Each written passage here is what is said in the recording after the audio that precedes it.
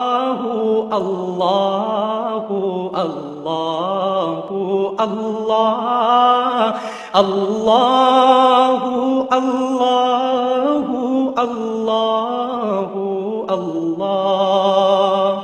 میرے محترم بھائی اور دوستو، اللہ تعالی ہم سے ایک سوال کرتا ہے، افحسبتم انما خلقناکم عبثا، تمہارا کیا خیال ہے ہم نے تمہیں بیکار پیدا کیا ہے، تمہاری زندگی کا کوئی مقصد نہیں ہے؟ پھر اللہ تعالیٰ فرماتا ہے ایحسب الانسان ان یترک سدی، تمہارا کیا خیال ہے تمہیں کوئی نہیں پوچھے گا، جو مرضی کرتے رہو، جیسے مرضی زندگی گزارو، کوئی پوچھنے والا نہیں ہے؟ نہیں، ایسی بات نہیں ہے۔ بلا ورسلنا لدیہم یکتبون، جو کر رہے ہو اللہ لکھوا رہا ہے۔ ما یلفظ من قول الا لدیہ رقیب عتید، جو زبان سے بولتے ہو وہ فوراً کیچ کیا جا رہا ہے۔ ان علیکم لحافظین، تمہارے اوپر فرشتے مقرر ہیں، کرامن کاتبین، ان کا کام ہے یعلمون ما تفعلون، میں جو کروں، جہاں کروں، جس وقت کروں، وہ اسے لکھتے جائیں لکھتے جائیں۔ دو چپ لگا دی، ایک نیگیٹو ایک پازیٹیو۔ کوئی اچھا کام ہوگا تو ادھر والا لکھے گا، کوئی غلط ہوگا تو ادھر والا لکھے گا۔ اور پھر اللہ تعالیٰ کا اس کائنات پر قبضہ ہے، اور اس ساری کائنات کو اللہ نے اپنی طاقت سے بنایا، یہ جہان خود بخود نہیں بنا۔ ان ربکم اللہ، اس کا بنانے والا اللہ ہے۔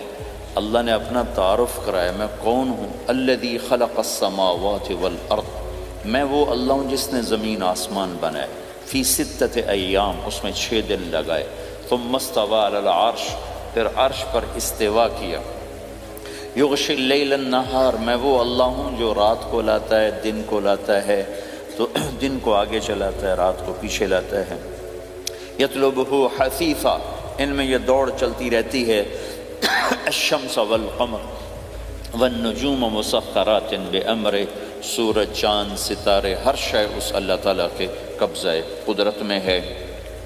تو ایک بہت بڑا طبقہ جو کہتا ہے کہ یہ سب کچھ خود بخود بن گیا ہے، تو اللہ تعالیٰ اس کو صاف کرتا ہے کہ خود بخود نہیں بنا، بلکہ اسے اللہ تعالیٰ نے بنایا۔ قل اَإِنَّكُمْ لَتَكْفُرُونَ بِالَّذِي خَلَقَ الْأَرْضَ فِي يَوْمَيْنِ وَتَجْعَلُونَ لَهُ أَنْدَادًا ذَلِكَ رَبُّ الْعَالَمِينَ، تم کس اللہ کا انکار کرتے ہو جس نے تمہارے لیے زمین کو 2 دن میں بنایا، اس کا خول، وَجَعَلَ فِيهَا رَوَاسِيَ مِنْ فَوْقِهَا وَقَدَّرَ فِيهَا أَقْوَاتَهَا فِي 4 أَيَّامٍ سَوَاءً لِلسَّائِلِينَ، پھر زمین کے اندر قیامت تک جتنے انسان آنے والے ہیں ان کی ضرورتوں کے خزانے بھر دیے، سٹور کر دیا، ہر چیز کو اللہ نے سٹور کر دیا۔ قیامت قائم ہوگی اور زمین کے خزانوں کا 1000واں حصہ بھی استعمال نہ ہوگا۔ اللہ اتنا نے وافر زمین کے اندر بھرا، اس میں اللہ نے 4 دن لگائے۔ ثم استوى الى السماء، پھر آسمان کی طرف استوا کیا، وہی دخان، آسمان ایک دھواں تھا، فقال لها، آسمانوں سے کہا، وللارض، زمینوں سے کہا، ایتیا، آؤ، طوعا او کرہن، جی چاہے یا نہ چاہے میرے آگے جھکو، قالتا، زمین آسمان بولے، اتینا طاعین، یا اللہ ہم مان گئے ہم مان گئے ہم مان گئے۔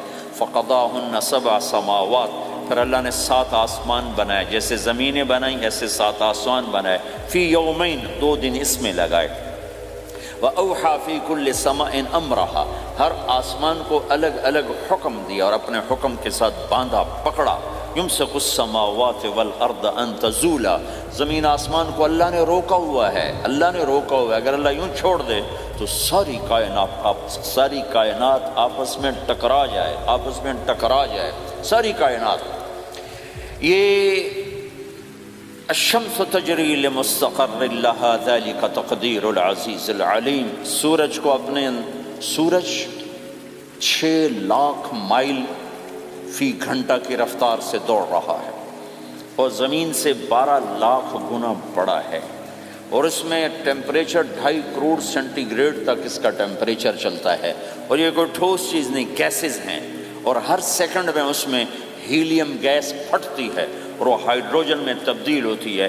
1 سیکنڈ میں جب وہ دھماکہ ہوتا ہے تو 50 کروڑ ایٹم بم کے پھٹنے کے برابر انرجی پیدا ہوتی ہے۔ تو اس کے اندر اتنے دھماکے ہو رہے ہیں پھر وہ ایک گیسز ہیں، اور پھر اس کے سامنے سڑک کوئی نہیں، اس کا لیور کوئی نہیں، اس کا ڈرائیور کوئی نہیں ہے، اور اس کی رفتار 6 لاکھ مائل فی گھنٹہ ہے۔ اللہ کہتا ہے میں سیدھا چلا رہا ہوں، کوئی اس کو چلا سکتا؟ اتنی تیز رفتار۔ والقمر قدرناہ منازل، چاند کو اس کے ساتھ چلایا، اس کو گھٹایا بڑھایا، حتی عاد کالعرجون القدیم، ایک ٹیڑھی لکڑی کی طرح ہوا۔ للشمس ينبغي لها ان تدرك القمر، سورج چاند میں ٹکر نہیں۔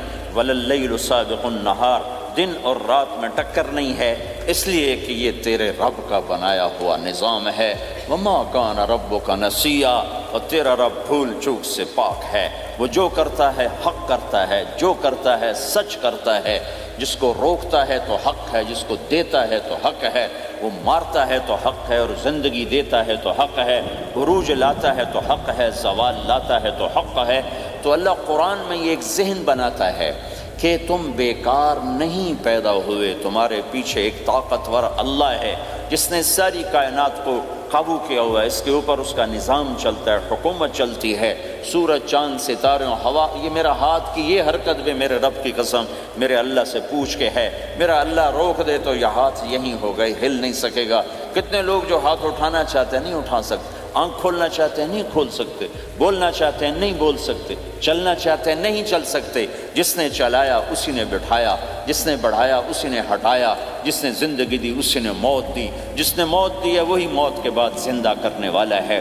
یہ اس ساری کائنات پر اللہ تعالیٰ اپنے طاقت کے ساتھ حکمران ہے، اور اللہ تعالیٰ یہ ذہن بناتا ہے کہ اس ساری کائنات میں وہ ہوتا ہے جو اللہ چاہتا ہے، وہ نہیں ہوتا جو تم چاہتے ہو، وہ ہوتا ہے جو اللہ چاہتا ہے۔ ایک قرآن میں اللہ نے یہ ذہن نبیوں کے قصوں سے ہمارا بنایا کہ موسیٰ علیہ السلام تشریف لا رہے ہیں، ان کے ہاتھ میں ڈنڈا ہے، اس پر یوں ٹیک لگا کے کھڑے ہو، تو اللہ نے فرمایا موسیٰ یہ کیا ہے؟ ما تلک بیمینک یا موسیٰ، موسیٰ یہ کیا ہے؟ موسیٰ علیہ السلام کے بعد یہ ڈنڈا 10 سال سے، کہ یا اللہ ہی عصایا، یہ میرا ڈنڈا ہے۔ اب اللہ تعالیٰ آگے کچھ دکھانا چاہتے ہیں تو موسیٰ علیہ السلام سے لمبی بات کروائی، ہی عصایا، میرا ڈنڈا ہے، اتوکل علیہا، اس پر ٹیک لگاتا ہوں، وأحش بها غنمی، اور اپنی بکریوں کے لیے پتے جھاڑتا ہوں، ولی فیہا مآرب اخرى، اور بھی ڈھیر سارے کام اس سے لیتا ہوں۔ تو اللہ تعالیٰ کا القہا یا موسیٰ، اس کو ذرا زمین پہ ڈالو، زمین پہ ڈالو۔ موسیٰ علیہ السلام نے زمین پہ ڈالا، فَإِذَا هِيَ حَيَّةٌ تَسْعَىٰ، وہ یوں اٹھا اور ایک خوفناک سانپ بنا، لمبائی میں بڑے سانپ کی طرح جو افریقہ میں ہوتا ہے، جو پورا بکرا کھا جاتا ہے، پورا ہرن کھا جاتا ہے، اور تیز رفتاری میں جان کی طرح ایک چھوٹا سا سانپ ہوتا ہے، بہت تیز چلتا ہے، اور زہر میں حیہ کی طرح۔ سانپ کی 3 قسموں کو اللہ نے ایک ڈنڈے میں جمع کر، ایک ہوتا ہے کأنہا جان، چھوٹا سانپ جو بہت تیز دوڑتا ہے، فَإِذَا هِيَ حَيَّةٌ زہریلا، فَإِذَا هِيَ ثُعْبَانٌ مُبِينٌ، بہت بڑی، یہاں سے لے کر وہاں تک۔ تو 3 مختلف سانپوں کو اللہ نے ایک میں جمع کر دیا۔ وہ تیز رفتاری میں جان کی طرح تھا، زہر میں حیہ کی طرح تھا، لمبائی چوڑائی میں ثعبان کی طرح تھا۔ جب موسیٰ علیہ السلام نے دیکھا وَلَّا مُدْبِرًا وَلَمْ يُعَقِّبْ، موسیٰ علیہ السلام جو بھاگے تو پیچھے مڑ کے ہی نہیں دیکھا۔ تو اللہ تعالیٰ نے کہا خود موسیٰ پکڑو، کہا اللہ میں نہیں پکڑتا، بھاگے جا رہے، یہ بات بھاگے بھاگے ہو رہی، کھڑے ہو کے نہیں ہو رہے، بھاگ رہے ہیں، اوپر سے آواز آ رہی پکڑو گا، بابا میں نہیں پکڑتا۔ اب اللہ تعالیٰ ہمیں قصہ موسیٰ علیہ السلام کا قصہ قرآن کے 28 پاروں میں موجود، اتنا اس کو اللہ نے دہرایا، اتنا دہرایا۔ سب سے زیادہ موسیٰ علیہ السلام کا نام قرآن میں آیا ہے نبیوں میں سے، 136 دفعہ موسیٰ علیہ السلام کا اللہ تعالیٰ نے قرآن میں ذکر فرمایا، نام کے ساتھ، نام کے ساتھ۔ پھر کہا خذھا ولا تخف، موسیٰ پکڑو ڈرو نہیں، سنعیدھا سیرتھا الاولی، واپس ڈنڈا بناؤں گا، کہ یا اللہ میں نہیں پکڑتا، مجھے کھائے گا، مجھے کھائے گا، وہ بھاگے جا رہا ہے۔ آخر اللہ تعالیٰ نے کہا خذ انک من الآمنین، موسیٰ میں گارنٹر ہوں، کچھ نہیں کہے گا، گارنٹی دیتا ہوں۔ اللہ کی گارنٹی پر کھڑے ہوئے، وہ ایسا منہ کھول کے آ رہا ہے، تو اب چلو اللہ تعالیٰ کہتے ہیں پیچھے سے پکڑ لو، دم سے پکڑ لو تو کوئی مسئلہ نہیں تھا، کہ نہیں منہ سے پکڑو، اب موسیٰ علیہ السلام نے ایسے اوپر ایک چھوٹا سا کپڑا تھا یوں اوپر کر لیا، تو اللہ تعالیٰ نے کہا یہ کیا کر رہے ہو؟ کہا جی مجھے اس سے ڈر لگ رہا ہے۔ کہ تیرا ڈر ہی تو نکالنا ہے کہ یہ کچھ نہیں، سب کچھ تیرے اللہ کا ارادہ ہے، یہ کچھ نہیں، ورنہ یہ کپڑا تمہیں بچا لے، تمہیں ویسے ہی سارا نکل جائے گا۔ اب وہ آگے آ رہا ہے، موسیٰ علیہ السلام کانپ رہے ہیں اور دیکھ رہے ہیں، کانپ رہے ہیں اور دیکھ رہے ہیں، اور بڑے اب اللہ نے کہا تھا تو ڈرتے ڈرتے ہاتھوں سے یوں، کانپتے کانپتے ہاتھوں سے یوں آگے ہاتھ کیا، اور جو ہی ہاتھ کی انگلیوں نے سانپ کے منہ کو ٹچ کیا تو اللہ نے دوبارہ ڈنڈا بنا کے ہاتھ میں پکڑا تھا، اور ساری دنیا کو یہ پیغام دیا کہ دیکھو میرے بندو، اللہ سب کچھ ہے، لہذا اللہ کی مان کے چلنا۔ سامنے شیطان آئے گا، تمہیں الٹی راہیں دکھائے گا، تو تم اپنے اللہ کو یاد کرنا جس کے ہاتھ میں سارے خزانے ہیں اور طاقت ہے۔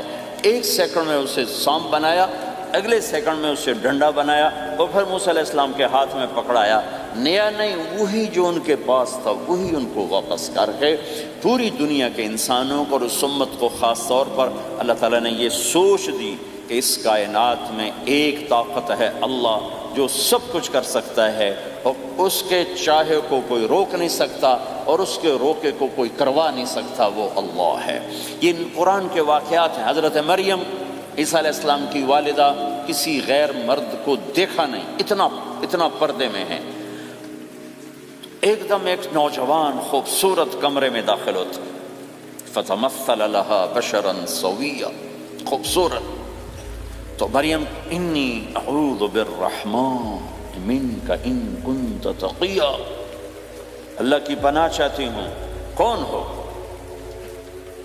کہ ڈرو نہیں، انما انا رسول ربک، میں مرد نہیں فرشتہ ہوں، انسان ہوں، تیری کوئی حاجت نہیں، میرے پاس کیا کرنے ہو؟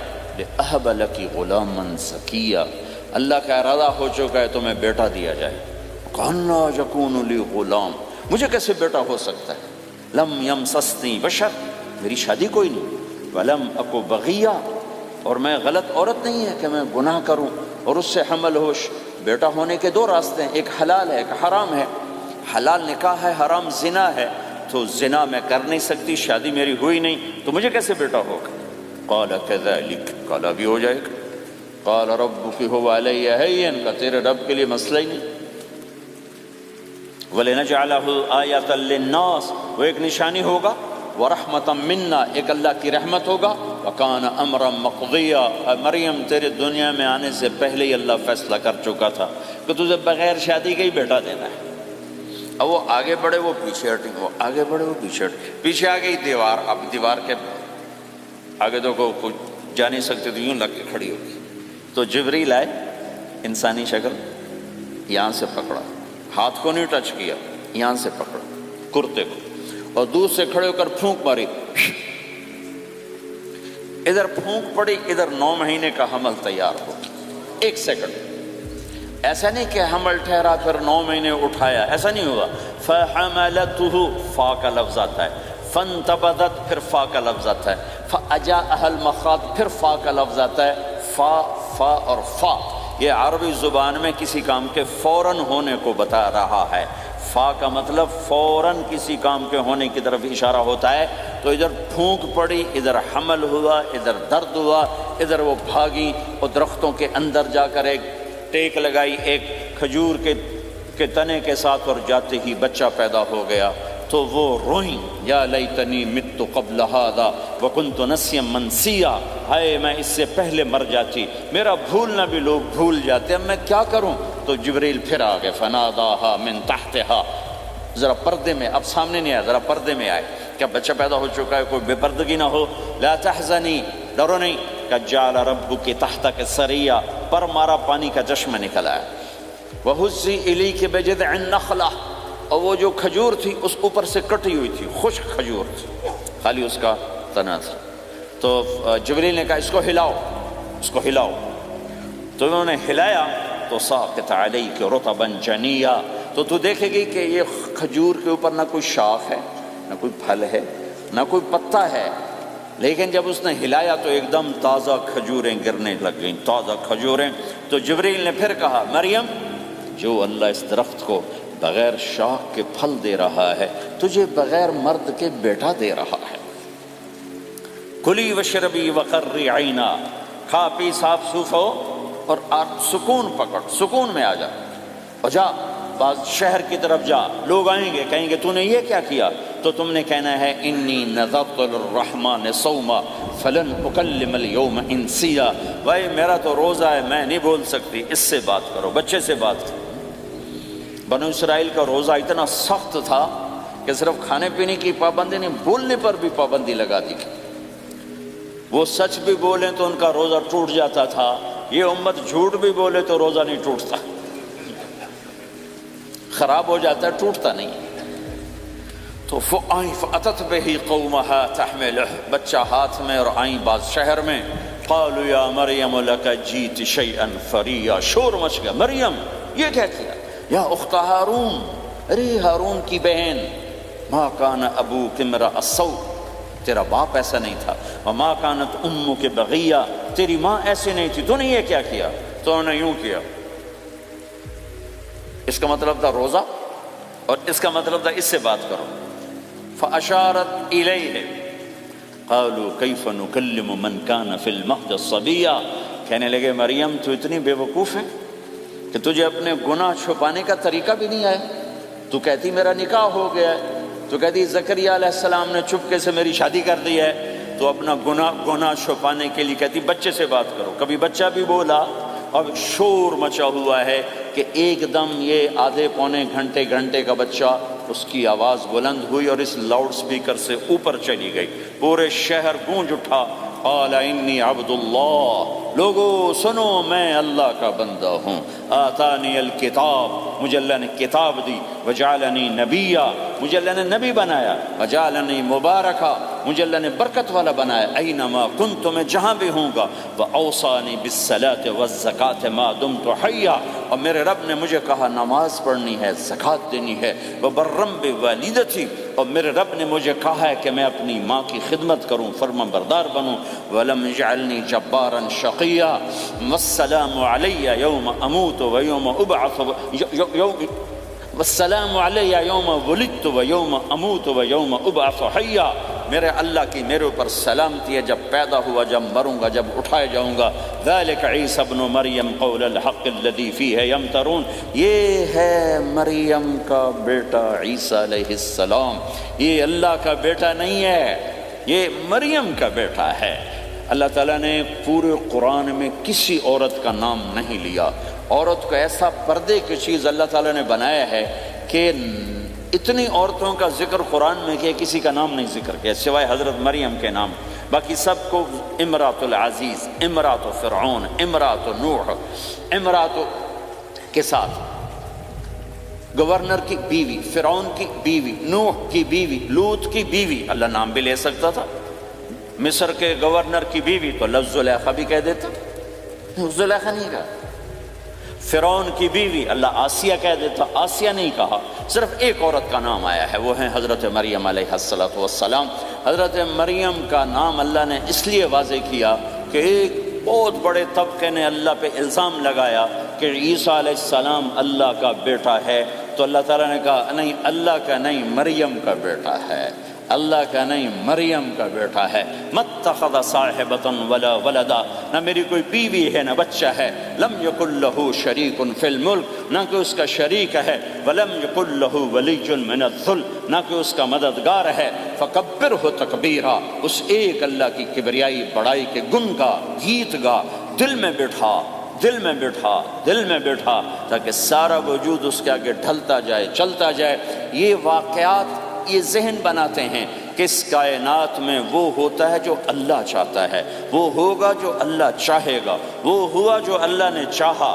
ساری دنیا کے انسان جو چاہتے ہیں اللہ کے بغیر نہیں کر سکتے، اللہ جو چاہتا ہے ہم سب کے بغیر کر دیتا ہے۔ یہ ذہن بنا کر پھر اللہ اس بات پہ لاتا ہے جب سب کچھ تیرے اللہ کے ہاتھ میں ہے تو اللہ کی مان کے چل، کہ یہ تیرے پاس تھوڑی سی زندگی ہے، جیسے اللہ نے اس کائنات کو بنایا ہے ایسے ہی اس کائنات کو توڑنے والا ہے۔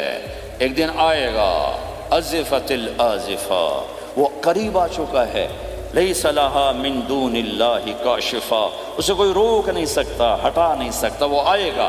لا تأتیکم الا بغتہ، وہ اچانک آئے گا. وہ کیسے آئے گا؟ فإذا نفخ فی الصور نفخۃ واحدہ، ایک آواز آئے گی بڑی خوفناک. ہے کیا عجب دن ہوگا. شب جمعہ آئے گی، جمعہ کی رات آئے گی. کسی کو نہیں خبر کہ آج کائنات کی آخری رات. پرندے واپس گئے ہوں گے اپنے درختوں پر، گھونسلوں پر، شیر اپنے ٹھکانوں پر، چیتے اپنے ٹھکانوں پر، بھیڑیے اپنے ٹھکانوں پر، بکریاں، اونٹ، گائے، بھینس اپنے اپنی جگہ پر.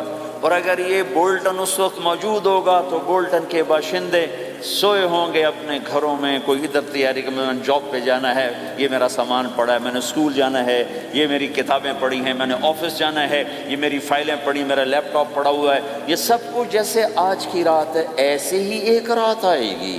دن جدا ہو کر کہے گا کہ میں کل آؤں گا، رات جدا ہو کر کہے گی میں تیرے بعد آؤں گی. اور تارے چاند ستارے بھی ابھر کر نکل کر کہیں گے ہم نے کل بھی نکلنا ہے اور ہم نے کل بھی طلوع ہونا ہے. سورج بھی غروب ہوتے ہوئے یہ سوچ رہا ہوگا کہ کل میں نے پھر بھی نکلنا ہے، اور چاند بھی سوچ رہا ہوگا کہ میں نے اگلے دن بھی نکلنا ہے. لیکن اللہ کے سوا فرشتوں تک کو نہیں پتا کہ آج آخری دن آ چکا ہے. اور میرے نبی نے عجب نقشہ کھینچا ہے قیامت کے دن کا. ہم نے کہا عورت روٹی پکا رہی ہوگی، اس کے ہاتھ میں روٹی ہوگی. اب تو یہاں روٹی پکانے کا رواج بہت کم ہو گیا لیکن پھر بھی پکاتے ہیں. روٹی پکا رہی ہوگی، اس کے ہاتھ میں روٹی ہوگی، ابھی توے پہ ڈالنے جا رہی ہوگی. اور ایک چیز آپ کے ہاں بالکل نہیں ہے، ہمارے ہاں اب بھی ہے کہ وہ دہی کو اس میں سے مکھن نکالتے ہیں، دہی کو وہ کرش کرتے ہیں پھر اس میں سے مکھن نکال. یہ ہمارے گھروں میں ہوتا ہے، ہر گھر میں ہوتا ہے، خاص طور پر دیہاتوں میں. تو ایک عورت ایسے وہ اس دہی کو بلو کر کرش کر کے اس سے مکھن کا پیڑا یوں بنا رہی ہوگی اور بنا کر برتن میں ڈالنے کے لیے ایسے کر رہی ہوگی، ایسے کر رہی ہوگی. یہ تہذیب اب آپ تو سمجھ نہیں سکتے چونکہ آپ تو ادھر کے لوگ بن گئے. اب تو ہمارے دیہاتوں میں اب بھی یہ تہذیب ایسے کر رہی ہوگی، ایسے کر رہی ہوگی. اور پھر آپ نے فرمایا کہ ایک آدمی اپنے اونٹ کو چارہ ڈالنے کے لیے اس جگہ کو صاف کر رہا ہوگا کہ میں صبح ہو گئی ہے، میں اونٹ کو چارہ ڈالوں اور پھر میرا اونٹ کھائے، پھر اس کو لے کر میں کام پہ جاؤں. اور دکاندار جھاڑو دے کر اپنی سیٹ پہ بیٹھ چکا ہے اور گاہک انٹر ہوتا ہے اور اسے کہتا ہے کہ 10 میٹر مجھے کپڑا چاہیے، اور اس کے لیے یوں کپڑا ناپ رہا ہے. ناپ کے 10 میٹر، 5 میٹر، 4 میٹر، 2 میٹر پر اس نے یوں کینچی رکھی، کینچی یہاں ہے، اور اس نے جیب سے پیسے نکالے اور گننے لگا کہ میں نے اس کو 100 پاؤنڈ دینا ہے. وہ گننے میں لگا ہوا ہے، یہ کاٹنے میں لگا ہوا ہے. اور دور کھیت میں ایک آدمی ہل چلا رہا ہے اور ایک آدمی بیج ہاتھ میں لے کے یوں پھینکنے جا رہا ہے، اور ایک آدمی پانی لگانے کے لیے اس پانی کو ڈائیورٹ کر رہا ہے. اور ادھر بازار میں جلدی لوگ بھاگے جا رہے ہیں. جاب والے ایک نوالا منہ میں ہے، ایک ہاتھ میں، اور بھاگے جا رہے ہیں. میں آج لیٹ ہو چکا ہوں، میرا جاب کا ٹائم جا رہا ہے، میرا اسکول کا ٹائم جا رہا ہے. یہ ایسا ہی ایک سما ہوگا. بولٹن اٹھے گا، انگلینڈ اٹھے گا، امریکہ اٹھے گا، ایشیا اٹھے گا، یورپ اٹھے گا، افریقہ اٹھے گا، ہندوستان اٹھے گا، پاکستان اٹھے گا، Burma, Malaysia, Thailand, Indonesia اسی طرح اٹھیں گے جیسے روزانہ اٹھتے ہیں. پر اللہ کے سوا کسی کو نہیں پتا کہ آج شام ہو گئی ہے. لہذا ایسے. اور ایک ماں چھوٹے بچے کو ناشتہ کرا رہی، جلدی سے اس کو اسکول لے جانا ہے، تو بریڈ اس کے ہاتھ میں اس کے منہ میں ڈال، یہاں تک نوالا ہے، یہاں تک نوالا آیا ہے، یہاں تک نوالا آیا ہے. اور اس نے یہاں کینچی رکھی ہے، اس نے جیب سے نکال کر پیسے گننے شروع کیے ہیں. وہ پانی کو ڈائیورٹ کر رہا ہے، وہ یوں مٹھی بھر کے اپنا بیج پھینک رہا ہے. وہ اونٹ کے کھانے کی جگہ، گھاس چارہ کھانے کی جگہ کو صاف کر رہا ہے. دکاندار دکان کا شٹر اٹھا رہا ہے، ایک شٹر اٹھا کے بیٹھ چکا ہے، ایک دکان کے اندر جھاڑو دے رہا ہے، صفائی کر رہا ہے، اور ایک اپنے سودے گن رہا ہے، ایک اپنے پیسے گن رہا ہے. بادشاہ سلامت تاج پہن کر اپنے تخت کو چلنے کے لیے روانہ ہو رہے ہیں، اور آگے پیچھے ان کے باڈی گارڈز کھڑے ہوئے ہیں اور وہ پورا اسکواڈ کھڑا ہوا ہے. اور ادھر بازار میں کھیت کھیت میں ہر چیز میں ایک رونق ہے، چہل پہلے، چڑیاں چوں چوں کر رہی ہیں، کوے کائیں کائیں کر رہے ہیں، فاختہ اڑ کے آ رہی، کبوتر اڑ کے آ رہے ہیں، چیل اڑ کے آ رہی، شیر نکلتا ہے شکار کے لیے، چڑیاں نکلتی ہیں دانے کے لیے، سانپ نکلتا ہے چوہے کے لیے، چوہا نکلتا ہے اپنی غذا کے لیے، بلیاں نکلتی ہیں چھیچڑے کے لیے، کتے نکلتے ہیں ہڈیوں کے لیے، انسان نکلتا ہے روٹیوں کے لیے، کہ ایک دم فَإِذَا جَاءَتِ الطَّامَّةُ الْكُبْرَى، ایک دھماکہ ہوگا، ہائے ہائے، اور وہ کینچی والے کی کینچی یوں گر جائے گی، کپڑا یوں گر جائے گا، نوٹ والے کے ہاتھ سے نوٹ یوں بکھر جائیں گے، بٹوا یوں بکھر جائے گا، بیج والے کا ہاتھ یوں گرے گا، بیج وہیں گر جائے گا، نوالا بنانے والی کے ہاتھ میں نوالا بیٹے کے منہ تک نہیں جائے گا، یوں گر جائے گا، اور روٹی پکانے والے کے ہاتھ سے روٹی توے پر نہیں جائے گی، یوں گرے گی، توا وہ جائے گا، وہ بو جائے گی، معصوم بچے کو گود میں لے کر دودھ پلانے والی بچے کو یوں پھینکے گی اور بھاگے گی، لیکن آج نہ بچے نے بچنا ہے نہ ماں نے بچنا ہے، بوڑھے ماں باپ کو چھوڑ کے لوگ بھاگیں گے، بیویوں کو چھوڑ کے خامند بھاگیں گے، خامند کو چھوڑ کے بیوی بھاگے گی، دشمن کو دشمن یاد نہ رہے گا، یار کو یار یاد نہ رہے گا، اور ہندوستانی کو ہندوستان یاد نہ رہے گا، پاکستانی کو پاکستان یاد نہ رہے گا، وہ آواز ایک دم تیز ہوگی، تیز ہوگی، تیز ہوگی، تیز ہوگی، آواز کی شدت کانوں کے پردے پھاڑتی جا رہی، پر انسان بڑا سخت جان ہے، یہ نہیں مرے گا، پہلے جانور مریں گے، پہلے آسمان ٹوٹے گا، اذا السماء انشقت وأذنت لربها وحقت وإذا الأرض مدت وألقت ما فيها وتخلت وأذنت لربها وحقت، وہ آسمان پھٹا، اذا الشمس قورت، وہ سورج ختم ہوا، وإذا النجوم انکدرت، وہ ستارے جھڑ گئے ٹوٹ گئے، وإذا الجبال سیرت، پہاڑ ریت بن گئے، وإذا العشار عطلت، جانور منہ اٹھا کے بھاگ پڑے، اذا السماء انفطرت، آسمان پھٹا، وإذا الكواكب انتثرت، ستارے ٹوٹے، وإذا البحار فجرت، سمندروں میں آگ لگ گئی، وإذا القبور بعثرت، قبریں اکھڑ گئیں، انسان ادھر بھاگا ادھر بھاگا، ہر چیز کو تباہ ہوتے دیکھ رہا ہے، پہاڑ ریت بن رہے ہیں، جنگلوں میں آگ لگ رہی ہے، سمندروں میں آگ لگ رہی ہے، آنکھوں کے سامنے سورج کو بکھرتا دیکھیں گے، اندھا ہوتا جہان، چاند ٹکڑے ٹکڑے، تارے ٹکڑے ٹکڑے، آسمان ٹکڑے ٹکڑے، اور ان کی ایسی سخت جانی، یہ سب دیکھیں گے۔ ان سارے مناظر کے بعد پھر میرے اللہ کی ایک خوفناک اسرافیل کی آواز آئے گی، اور سب، آج کوئی رونے والا نہیں ہے، آج کوئی کفن دینے والا نہیں ہے، آج کوئی قبر میں ڈالنے والا نہیں ہے، آج کوئی کندھا دینے والا نہیں ہے، آج سب کی اکٹھی موت ہے، آج سب ختم ہیں، پھر میرا رب پہلے آسمان کے فرشتوں کو موت دے گا، پھر دوسروں کو، پھر تیسرا آسمان، پھر چوتھا آسمان، پھر پانچواں آسمان، پھر چھٹا آسمان، پھر ساتواں آسمان، پھر اللہ تعالیٰ عرش کے فرشتوں کو موت دے گا، پھر اللہ تعالیٰ فرمائے گا جبریل میکائیل مر جائیں، تو اللہ تعالیٰ کا عرش سفارش کرے گا، یا اللہ جبریل میکائیل تو نہ مرے، ان کو تو بچا لے، تو اللہ تعالیٰ فرمائیں گے اسکت فقط کتبت الموت علی من کان تحت عرشی، خاموش رہو، میرے عرش کے نیچے سب نے مرنا ہے، جبریل مر جائے گا،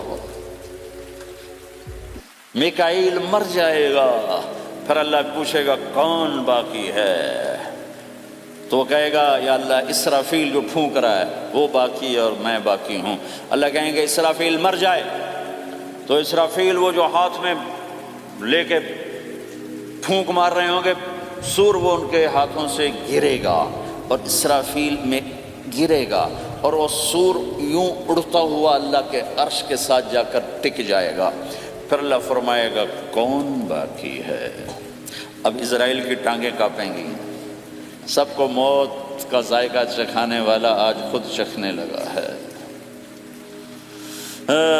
کون باقی، یوں دھڑ دھڑ دھڑ دھڑ دھڑ دھڑ ٹانگیں، یا اللہ بس اب تو تیرا یہ غلام باقی ہے، باقی تو سب اتر گئے موت کے گھاٹ، تو میرا اللہ تعالیٰ کہے گا مت فَإِنَّكَ خَلْقٌ مِّن خَلْقِ، تو بھی مر جا، تو بھی میری ایک مخلوق ہے۔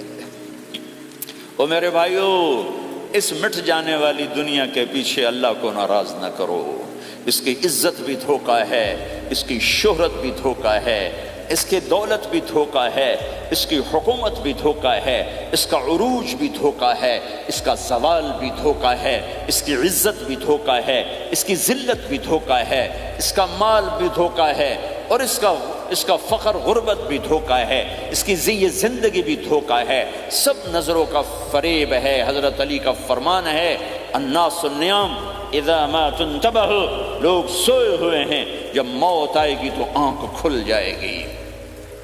گھاٹے کا سودا کر کے نہ مرو، گھاٹے کا سودا کر کے نہ مرو، اللہ کو ناراض کر کے نہ مرو، سب چھوڑ کے جانے والی ہیں، سب چھوٹنے والا ہے، لہذا اللہ کو ساتھ لے لو، اللہ کو ساتھ لے لو، اللہ کو ساتھ لے لو۔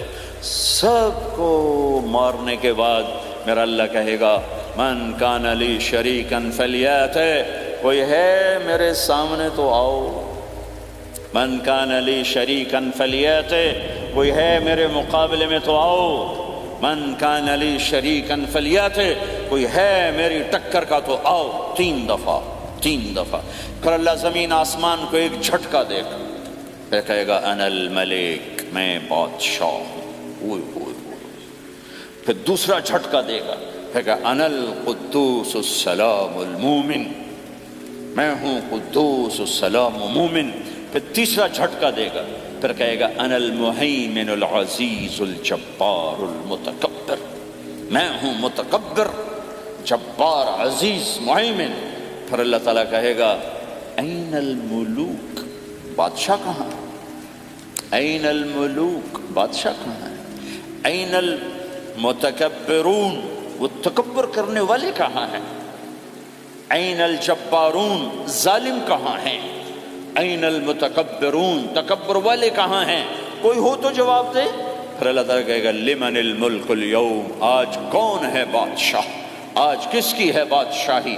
کوئی جواب دینے والا ہے ہی نہیں، تو اللہ خود کہے گا للہ الواحد القہار، آج اکیلے اللہ کی بادشاہ، آج بھی اسی کی ہے، آج بھی اسی کی ہے، پیچھے بھی اس کی تھی، آگے بھی اس کی ہے۔ للہ الامر من قبل ومن بعد، للہ الامر من قبل ومن بعد، ان الحکم الا للہ، الخلق والامر واللیل والنہار وما سکن فیہما للہ وحدہ، ان العزة للہ جميعا، قل ان الامر كله للہ، للہ ما فی السماوات وما فی الارض، وَإِن تُبْدُوا مَا فِي أَنفُسِكُمْ أَوْ تُخْفُوهُ يُحَاسِبْكُمْ بِهِ اللَّهُ لَهُ مَا فِي السَّمَاوَاتِ وَمَا فِي الْأَرْضِ وَمَا بَيْنَهُمَا وَمَا تَحْتَ الثَّرَى وَإِن تَجْهَرْ بِالْقَوْلِ فَإِنَّهُ يَعْلَمُ السِّرَّ وَأَخْفَى۔ وہ کون ہے؟ اللہ۔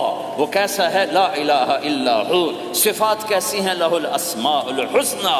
یہ میرے رب کا پیغام ہے پوری دنیا کے انسانوں کے لیے کہ یہ دنیا امتحان کی جگہ ہے، نہ اپنی مرضی سے آئے ہو، نہ اپنی مرضی سے مرتے ہو، نہ اپنی مرضی سے جیتے ہو، نہ اپنی مرضی سے جاتے ہو۔ لہٰذا اس 4 دن کی زندگی میں تمہیں ٹیسٹ میں ڈالا گیا ہے۔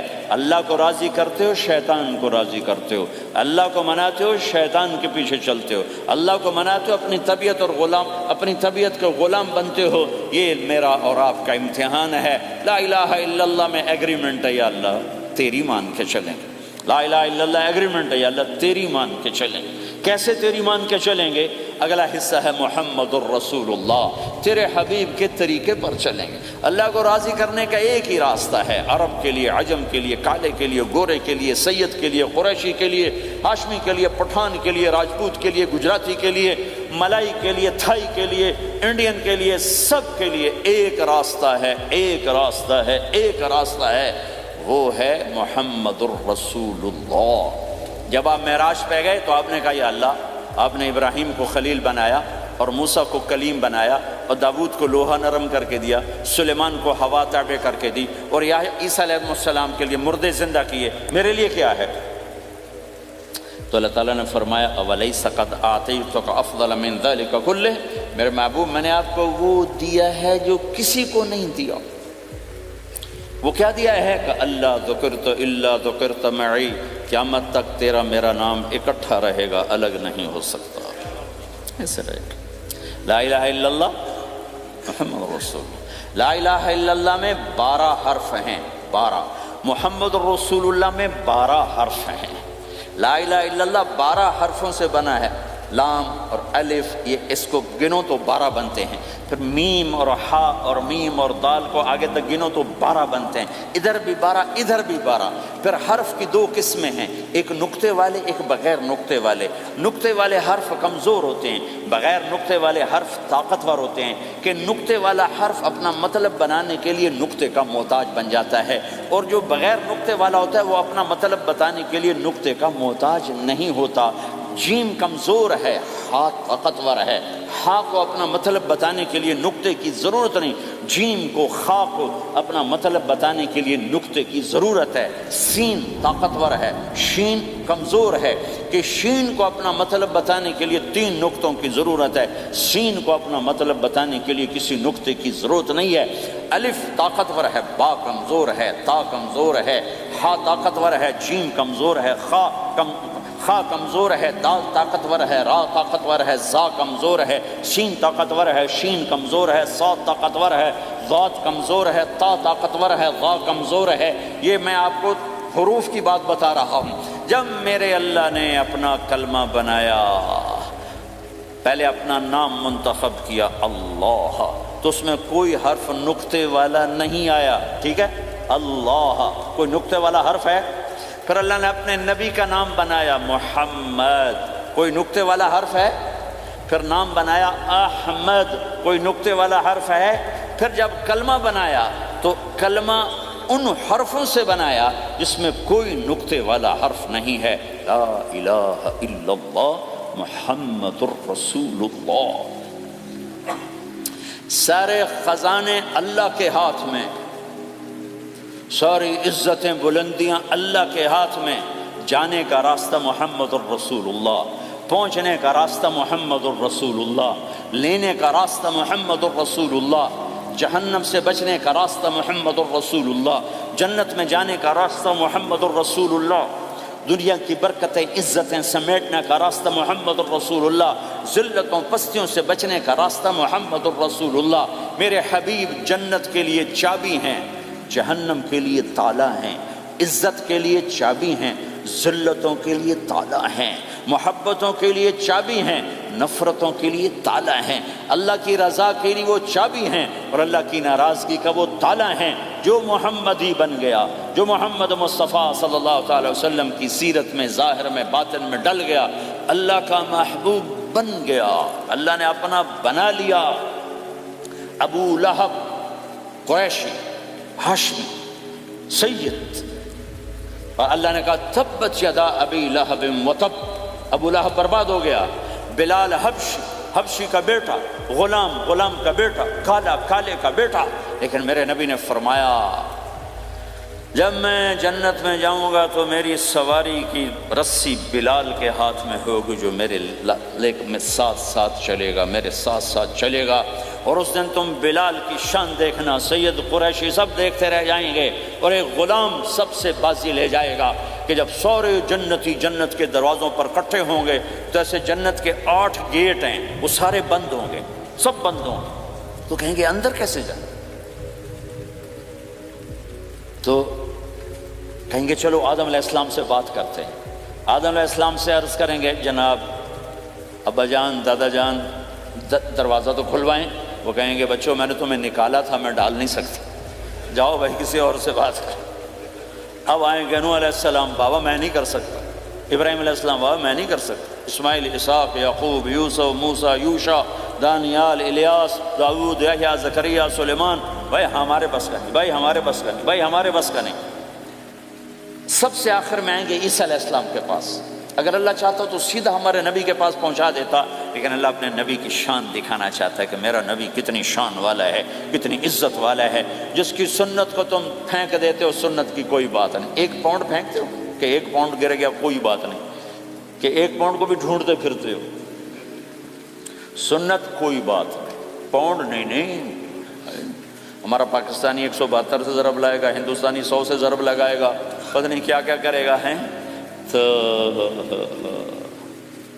اللہ تعالیٰ سب کو بھلا دے گا۔ آدم سے کہانی شروع ہوگی، چلتے چلتے چلتے عیسیٰ علیہ السلام، تو عیسیٰ علیہ السلام ایک بات کا اضافہ کریں کہ بابا میں نہیں کھلوا سکتا، لیکن آج میں تمہیں پتہ بتا سکتا ہوں کون کھلوائے گا، یہ کوئی نبی نہیں کہے گا۔ تو کہیں گے جی بتاؤ، کہیں گے جاؤ محمد الرسول اللہ صلی اللہ علیہ وسلم کی خدمت میں، ان کے سوا آج کوئی نہیں کھلوا سکتا۔ سارا مجمع آئے گا، یا رسول اللہ، یا حبیب اللہ، یا نبی اللہ، تھک گئے ہم، جنت کے دروازے بند ہیں، دروازہ کھلوائیں، تو آپ کہیں گے انا لہو، ہاں میں ہی کھلواؤں گا، میں ہی کھلواؤں گا۔ پھر آپ نے فرمایا میں سب کے سامنے سجدہ کروں گا اللہ تعالیٰ کو، پھر اللہ تعالیٰ اپنی تعریف کا مجھے الہام کرے، میں اللہ کی تعریف کروں گا، جو ابھی مجھے بھی نہیں پتا کیا تعریف کروں گا، اس وقت اللہ تعالیٰ مجھے عطا کرے گا۔ پھر میرا اللہ کہے گا یا حبیبی یا محمد ارفع رأسک سل تعطا اشفع تشفع، اے میرے حبیب، اے میرے محبوب، سر اٹھا، سوال کر پورا ہوگا، سفارش کر مانی جائے گی۔ تو ہمارے نبی کہیں گے اللہ جنت کا دروازہ کھول، تو اللہ تعالیٰ فرمائیں گے اوپننگ سیریمنی تجھ سے ہوگی، تو اوپننگ کرے گا پھر کھلے گا، ایسے نہیں کھل سکتا۔ تو کہ میں تیار ہوں۔ تو جنت سے ایک سواری آئے گی اڑتے ہوئے اور ہیلی کاپٹر کی طرح لینڈ کرے گی اللہ کے نبی کے سامنے، تو آپ اس کے اوپر ایسے بیٹھ جائیں گے، تو اس کی جو رسی ہوتی ہے جس سے اس کو چلایا جاتا ہے وہ رسی سے نیچے گر جائے گی۔ رسی کے نیچے گرنے کا مطلب ہے کہ اس سواری کو اللہ کے نبی نے خود نہیں چلانا، کوئی اور آئے گا جو رسی پکڑ کے چلے گا۔ اب اللہ کے نبی کی سواری کی رسی پکڑ کے چلنا یہ کوئی چھوٹا آنر تو ہے نہیں، لہٰذا سب یوں دیکھیں گے بھئی، چونکہ وہ خالی اس سے سب کو پتہ چل جائے گا کہ کوئی آئے گا، ورنہ اللہ کے نبی کے ہاتھ میں رہتی ایسے گئی، تو لہٰذا سب ایسے دیکھیں کون کون کون کون آئے گا بھائی، کون آئے گا بھائی، شاید ابو بکر آئیں، یہ تو اپنی طرف سے کہہ رہا ہوں، شاید عمر آئیں، عثمان آئیں، علی آئیں، نہیں بیٹے آئیں گے، حسن حسین آئیں گے، کتنے سوال اٹھ سکتے ہیں، جعفر آئیں گے، حمزہ آئیں گے، عباس آئیں گے، سب اس حیرانی میں ہوں گے، اور سب کی نظریں ایسے ایسے ہوں گی کہ میرے اللہ کا فرمان ہوگا بلال حبشی کو لایا جائے، یہ رسی اس کو پکڑائی جائے۔ بلال رضی اللہ تعالیٰ عنہ اللہ کے نبی کی سواری کی رسی پکڑ کر چلیں گے، اور آپ نے فرمایا میں سب سے پہلے جنت کے دروازے پر دستک دوں گا، فَأُقَاقِعَهَا فَيُفْتَحُ لِي، میرے لیے دروازے پر دستک دوں گا تو اندر سے آواز آئے گی، کون؟ میں کہوں گا محمد الرسول اللہ۔ وہ کہیں گے یا رسول اللہ حکم تھا آپ کے بغیر دروازہ نہ کھلے، میں کھولوں، میرے لیے کھلے گا، میں اندر جاؤں گا۔ تو آپ نے فرمایا میرے ساتھ میری امت کے غریب لوگ پہلے میرے ساتھ جنت میں داخل ہوں، میری امت کے غریب لوگ پہلے میرے ساتھ جنت میں داخل ہوں۔ پھر آپ نے ایک عجیب بات فرمائی کہ میں دیکھوں گا کچھ عورتیں مجھ سے آگے نکل جائیں گی، کچھ عورتیں مجھ سے آگے نکل جائیں گی، تو میں ان کو حیران ہو کر پوچھوں گا تم کون ہو جو اپنے نبی سے آگے جا رہی ہے؟ وہ کہیں گے یا رسول اللہ ہم وہ ہیں جو جوانی میں بیوہ ہو گئے اور اپنے بچوں کی خاطر دوسری شادی نہ کی، ان کی تربیت کے لیے دوسری شادی نہ کی، اور اپنے جذبات کو سینے میں دبا کے سو گئیں، ہم وہ ہیں۔ تو اللہ کے نبی نے فرمایا وہ مجھ سے بھی آگے گزر کے جائیں گی۔ ہمارے معاشرے میں کوئی بچی بیوہ ہو جائے، طلاق ہو جائے تو وہ ایک بوجھ بن جاتی۔ میرے نبی نے فرمایا تمہیں وہ صدقہ بتاؤں جس سے بڑھ کر کوئی صدقہ ہی نہیں ہے، کیا آپ نے فرمایا کہ میں تمہیں وہ صدقہ بتاؤں جس سے بڑھ کے کوئی صدقہ نہیں ہے؟ تو انہوں نے کہا جی وہ کیا؟ قال الابنۃ المردودہ، جس کی بیٹی کو طلاق ہو گئی یا جوانی میں بیوہ ہو گئی اور لوٹ کے ماں باپ کے پاس آ گئی، اس پہ خرچ کرنا سب سے بڑا صدقہ ہے۔ چونکہ ماں باپ بھی تنگ پڑ جاتے ہیں اور بھائی تو پہلے ہی کہتے ہیں کہاں مصیبت سر پہ آ پڑی ہے، تو میرے نبی نے اس کو کور کرنے کے لیے، کیونکہ زندگی تو حادثات کا نام ہے، ہوتے رہتے ہیں، تو میرے نبی نے فرمایا سب سے اعلیٰ درجے کا صدقہ ہے اس بچی پہ خرچ کرنا جو طلاق ہو کے گھر واپس آ جائے یا بیوہ ہو کے گھر واپس آ جائے، اس پہ خرچ کرنا سب سے اعلیٰ درجے کا خرچ ہے۔ تو ان کی یہ قربانی کہ وہ اللہ کے نبی نے فرمایا مجھ سے بھی آگے جا رہی ہوں گی۔ آپ نے فرمایا جنت کی چابی میرے ہاتھ میں ہے، اللہ کا جھنڈا میرے ہاتھ میں ہے، کوئی نبی جنت میں جا نہیں سکتا جب تک میرا قدم نہ پڑ جائے، اور کوئی امت جنت میں جا نہیں سکتی جب تک میری امت نہ چلی جائے۔ تو بھائیو اللہ کے خزانوں تک پہنچنے کا راستہ ہے محمد الرسول اللہ، اور چونکہ قیامت تک آپ نے نمونہ بندہ تھا تو اللہ نے اپنے نبی کی زندگی کی ہر شے محفوظ کر دی۔ کوئی چیز چھپی نہیں ہے۔ آپ کے جسم مبارک سے نکلا ہوا ہر عمل 1435واں سال شروع ہو چکا ہے، محفوظ ہے، مکتوب ہے، موجود ہے۔ کسی نبی کا حلیہ ایسے موجود نہیں جیسے ہمارے نبی کا حلیہ موجود ہے۔ آپ چلتے کیسے تھے؟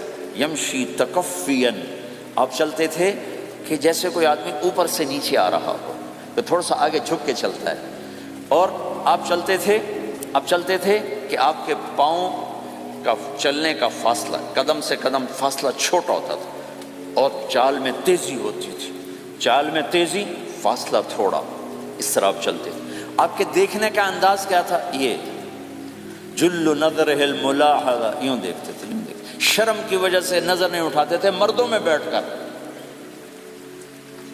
کبھی کبھی یوں آنکھ اٹھاتے تھے تو پھر کسی میں جرت نہیں ہوتی تھی کہ آپ کی آنکھوں میں آنکھیں ڈال کے دیکھ سکے، پھر سارے یوں ہو جاتے تھے۔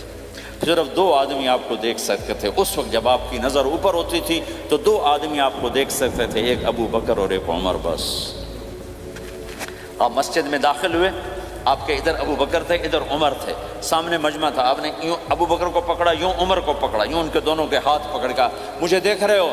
ہاکذا نحشر یوم القیامہ، قیامت کے دن ہم تینوں یوں اٹھائے جائیں گے کہ میرے دائیں طرف ابو بکر ہوگا اور میرے بائیں طرف عمر ہوگا، اور ہم تینوں یوں اپنی قبروں سے نکلیں گے۔ زندگی کی ہر شے کیوں باقی ہے؟ یہ تو میں ادائیں چھوڑو، میرے نبی کی 9 بکریاں تھیں، 1 بکرا تھا، نبی ان کے نام اگر نہ ہوں تو کوئی ہماری شریعت میں فرق پڑتا ہے؟ لیکن میرے نبی کی بکریوں کے نام بھی ہم تک پہنچیں۔ ایک کا نام تھا عجوہ، ایک کا نام تھا سقیہ، ایک کا نام تھا برکہ، ایک کا نام تھا ورثہ، ایک کا نام تھا زمزم، ایک کا نام تھا اطلال، ایک کا نام تھا اطراف، ایک کا نام تھا قمرا، غیثاء، یہ میرے نبی کی بکریوں کے نام ہیں۔ اور بکرا تھا، اس کا نام تھا یم، عجوہ، سقیہ، زمزم، برکہ، ورثہ، اطلال، اطراف، غیثاء، قمراء۔ اور اس میں آپ کی بکری قمراء آپ کی زندگی میں مر گئی تھی، اتنی ڈیٹیل بھی موجود ہے۔ آپ کے 2 گدھے تھے، ایک کا نام تھا عفیر، ایک کا نام تھا یعفور۔ جس دن آپ کا انتقال ہوا، یعفور پورے مدینے کی گلیوں میں روتا پھر رہا تھا، وہ چیختا پھر رہا تھا، یہاں تک کہ کنویں میں چھلانگ لگائی اور مر گیا۔ آپ کی 4 اونٹنیاں تھیں، عصبہ، شہبہ، جدعا، قصوا۔ اس میں جو آپ کی اونٹنی عصبہ تھی، ادھر آپ کا انتقال ہوا اور ادھر اس نے بیٹھے بیٹھے رونا شروع کر دیا، اور چارہ بھی چھوڑ دیا، پانی بھی چھوڑ دیا، اور بیٹھے بیٹھے بھوکی پیاسی مر گئی، چارہ نہیں کھایا، پانی نہیں پیا۔ آپ کے 2 خچر تھے، ایک کا نام تھا دلدل، ایک کا نام تھا فضہ۔ آپ کے 2 اونٹ تھے، ایک کا نام تھا عسکر، ایک کا نام تھا ثعلب۔ گھوڑے آپ نے بہت رکھے، آئے گئے، ورد، یعصوب، یعقوب، مرتجل، لزاز، طراز، ثقب، سبحہ، ورد، یہ سجل، یہ میرے نبی کے خوبصورت عالی شان گھوڑے ہیں۔ گھوڑوں کے نام بھی ہم تک آئے ہوئے ہیں۔ میرے نبی کا نسب اگر ہمیں نہ معلوم ہو تو ہماری شریعت میں کیا فرق پڑتا ہے؟ لیکن آدم علیہ السلام تک اللہ تعالیٰ نے اپنے حبیب کا نسب پیڑھی کو سلامت رکھا ہوا ہے۔ محمد بن عبداللہ بن عبد المطلب بن ہاشم بن عبد مناف بن قصی بن کلاب بن مرہ بن کعب بن لوی بن غالب بن فہر بن مالک بن نضر بن کنانہ بن خزیمہ بن مدرکہ بن الیاس بن مدر بن نزار بن معد بن عدنان بن اود بن حمیصہ بن سلامان بن عوز بن بوز بن قموال بن ابی بن عوام بن ناشد بن حزاب بن بلداس بن یدلاف بن طابخ بن جاحم بن ناحش بن ماخی بن عیفی بن عبقر بن عبید بن الدعاء بن حمدان بن سنبر بن یثربی بن یحزن بن یلحن بن ارعوہ بن عید بن زیشان بن عیسر بن اقناد بن ایہام بن مقصر بن ناحد بن زارع بن سمی بن مزی بن عوض بن عرام بن قیدار بن اسماعیل بن ابراہیم بن آدر بن ناحور بن سروج بن رعو بن فائج بن عابر بن ارفخشاد بن سام بن نوح بن لامک بن متوشال بن ادریس بن یرد بن ملہلیل بن قینان بن آنوش بن شیسر بن آدم علیہ السلام۔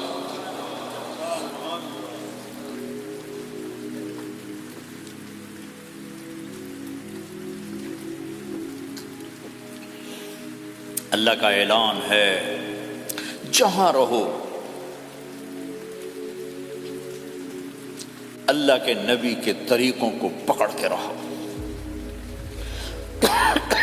اللہ تعالیٰ تک پہنچنے کا بس ایک ہی راستہ ہے، ایک ہی راستہ ہے، ایک ہی راستہ ہے، وہ ہے جناب رسول اللہ صلی اللہ تعالی علیہ وسلم کی مبارک زندگی۔ نقل مار لو، نقل مارنے سے پاس ہو نہیں جاتے لوگ۔ ہمارے انڈیا پاکستان میں خوب نقل چلتی ہے، وہ نقل لگاتے ہیں پاس ہو جاتے ہیں۔ میں بھی ذمہ داروں کی اولاد، پڑھنے کا شوق نہیں تھا، ہمیشہ نقل مار کے ہی پاس ہوئے، کیونکہ پڑھنے کا شوق ہی نہیں تھا۔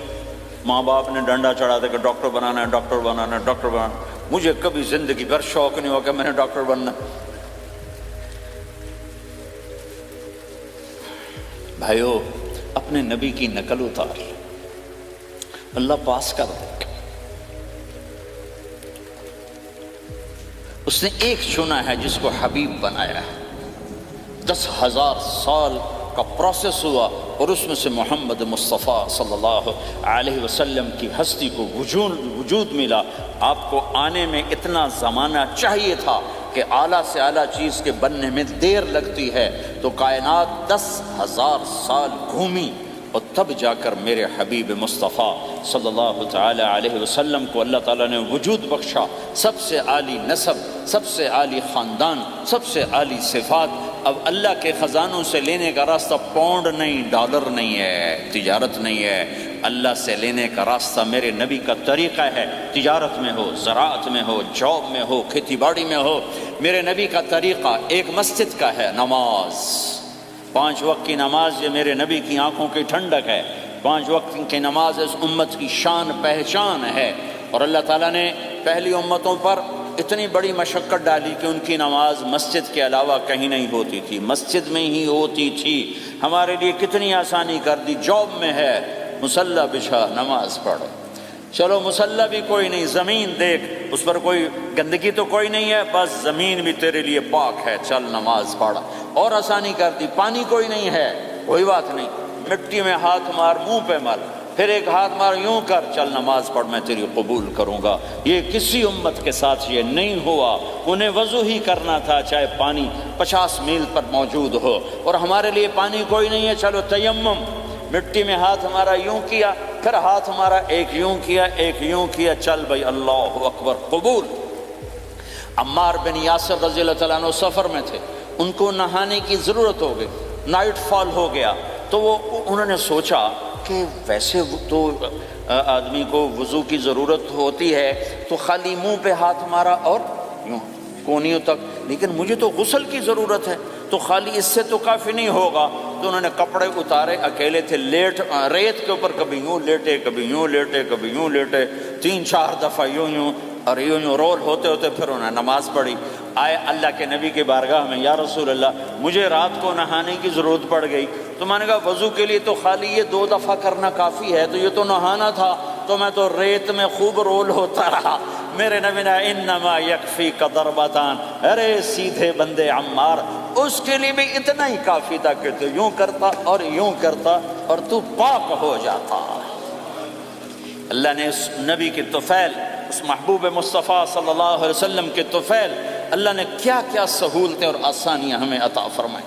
پھر نماز 4 کی 2 رکعت کر دی کہ بھئی تم مسافر ہو 2 پڑھو، روزے میں سفر میں روزہ معاف کر دیا، بعد میں رکھ لینا، بعد میں رکھ لینا، قضا کرنے کا حکم، بالکل چھوڑنے کا نہیں۔ اور کہا کہ بھائی مریض ہو چھوڑ دو، مسافر ہو چھوڑ دو، اور نماز 2 رکعت کر دو، سنتیں چھوڑ دو۔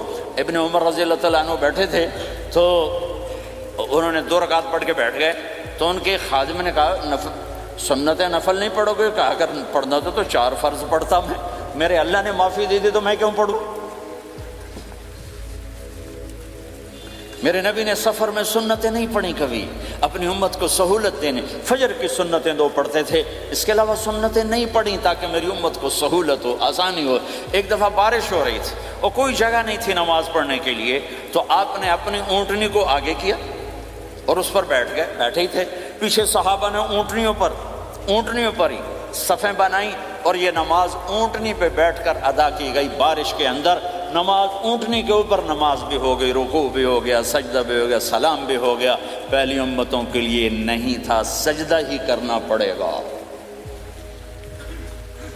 یہ اللہ کے محبوب مصطفیٰ صلی اللہ تعالی علیہ وسلم کی طفیل میرے اللہ نے ہم پہ فضل و احسان کیا، تو میرے نبی کی زندگی میں عبادات میں نماز سب سے اعلیٰ نظر آتی ہے، سب سے نمایاں نظر آتی ہے، اور پھر بازار میں، گھر میں، دفتر میں، ماحول میں میرے نبی کے اخلاق، یہ زندگی کا دوسرا روشن پہلو ہے۔ میرے نبی کی ساری زندگی دو لفظوں میں آتی ہے، عبادت اخلاق، عبادت اخلاق، یا تو اور لفظ حقوق اللہ حقوق العباد، حقوق اللہ حقوق العباد۔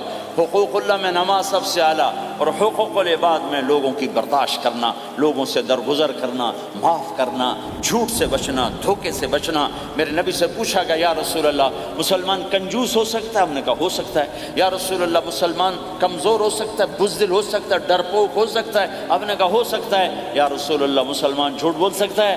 ہم نے کہا نہیں، جھوٹ نہیں بول سکتا، جھوٹ نہیں بول سکتا۔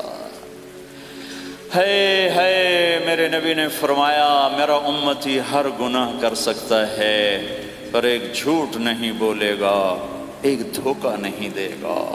لیکن پوری دنیا میں سب سے زیادہ جھوٹ بولنے والا اور دھوکہ دینے والا وہ اس امت کا فرد بن چکا ہے۔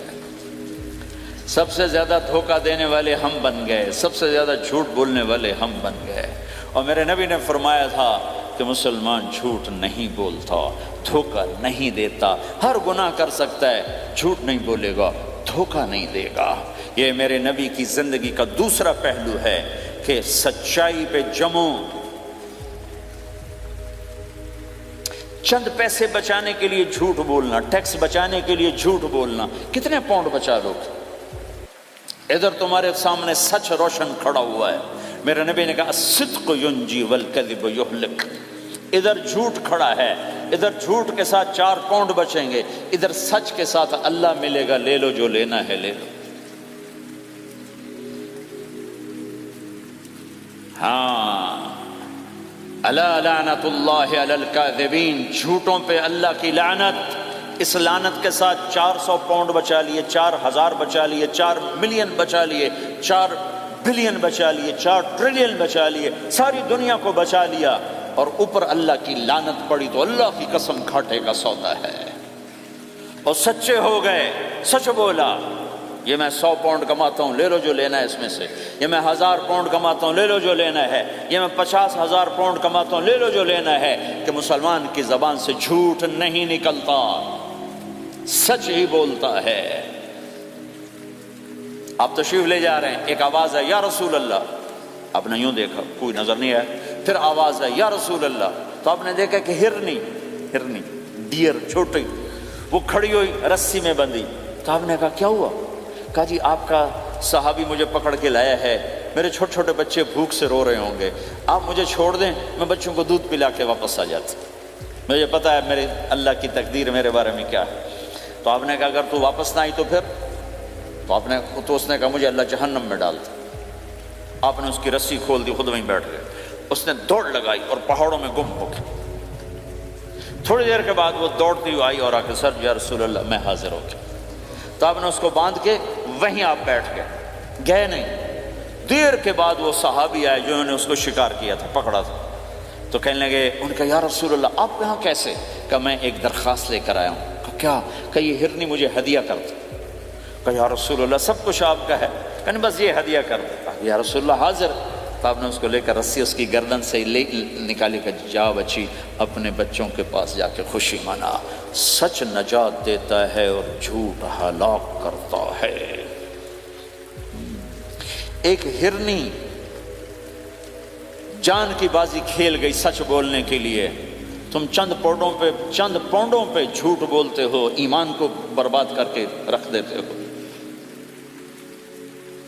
مسلمان جھوٹ نہیں بولتا، مسلمان دھوکہ نہیں دیتا، مسلمان کی زبان سے سخت بول نہیں نکلتا، کسی کو بے عزت نہیں کرتا، کسی کو کی بے اکرامی نہیں کرتا، کسی کا دل نہیں توڑتا، کسی کو ذلیل نہیں کرتا، خود سہتا ہے، اوروں کو اوروں کو خوشیاں دیتا ہے، خود دکھ سہتا ہے، اوروں کو راحت دیتا ہے، خود تکلیف سہتا ہے۔ یہ میرے نبی کے اخلاق ہیں، یہ میرے نبی کی زندگی ہے، اور یہ اسلام کا سب سے بڑا چیپٹر ہے اور سب سے مشکل چیپٹر ہے۔ جب میرے نبی نے لمبی نمازیں پڑھی تو اللہ نے روک دیا کہ میرے حبیب ما انزلنا علیک القرآن لتشقی، اتنی لمبی نماز نہ پڑھ کے تو تھک جائے۔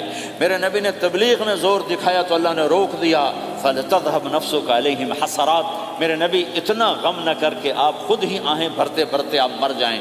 میرے نبی نے مال سارا خرچ کیا، اللہ نے اس سے بھی روک دیا، وَلَا تَبْسُطْهَا كُلَّ الْبَسْطِ فَتَقْعُدَ مَلُومًا مَحْسُورًا، اتنا خرچ نہ کریں کہ آپ خود پھر دکھی ہو کے بیٹھ جائیں۔ خرچ کرنا بہت بڑا عمل، تبلیغ سب سے سارے عملوں کا سردار عمل۔ تبلیغ سے بڑا کوئی کام ہوتا تو اللہ نبیوں کو دیتا، اگر تبلیغ سے بڑھ کر کوئی کام ہوتا تو اللہ نبیوں کو دیتا، گشت سے بڑھ کر کوئی محنت ہوتی تو اللہ نبیوں کو دیتا۔ 950 سال نوح علیہ السلام گشتی کر رہے ہیں، اور اللہ کی مان لو، اللہ کی مان لو، اتنا عظیم عمل کا میرے نبی درمیانہ نماز سب سے بڑی عبادت، میرے نبی درمیانہ کام۔ لیکن جب میرے نبی نے اخلاق اچھے کیے،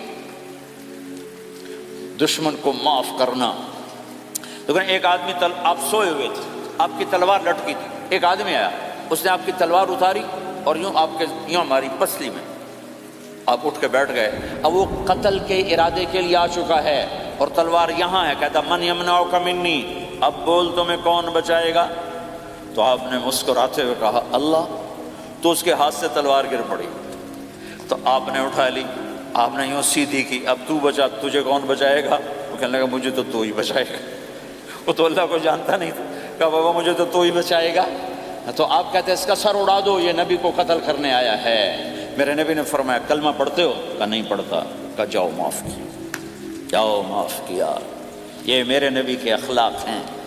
20 سال جنہوں نے قتل کے منصوبے بنائے، مکہ والے، جب آپ مکہ میں فاتحانہ داخل ہوئے، ابو سفیان سب سے زیادہ آپ کو دکھ پہنچانے والوں میں پیش، تو آپ نے ابو سفیان کو عزت دی۔ جو ابو سفیان کے گھر میں داخل ہوگا اس کو کچھ نہیں کہا جائے گا۔ آپ تو ابو سفیان کو بلا کے سولی پہ لٹکاتے، اور آپ کہہ رہے ہیں جو ابو سفیان کے گھر میں جائے گا اسے کچھ نہیں کہا جائے گا، جو بیت اللہ میں ہوگا اسے کچھ نہیں کہا جائے گا۔ سارا مکہ سامنے، آپ یوں بیت اللہ کا دروازے پر یوں دونوں ہاتھ ایسے ٹکا کے کھڑے تھے۔ پھر آپ نے کہا میں کیا کروں گا اب تمہارے ساتھ؟ تو سہیل بن عمر نے کہا آپ کریم ہیں، کریم کے بیٹے ہیں، تو آپ نے کہا جاؤ میں نے معاف کیا۔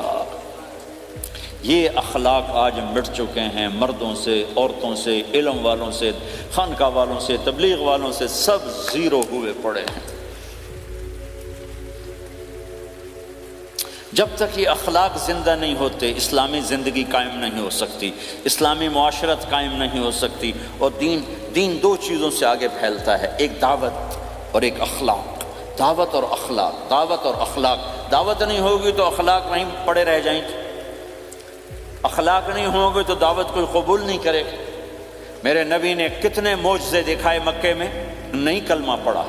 بدر میں ان کے 70 مارے گئے، فرشتوں کو دیکھا، جبریل کے گھوڑے کی آواز سنی، کلمہ نہیں پڑھا۔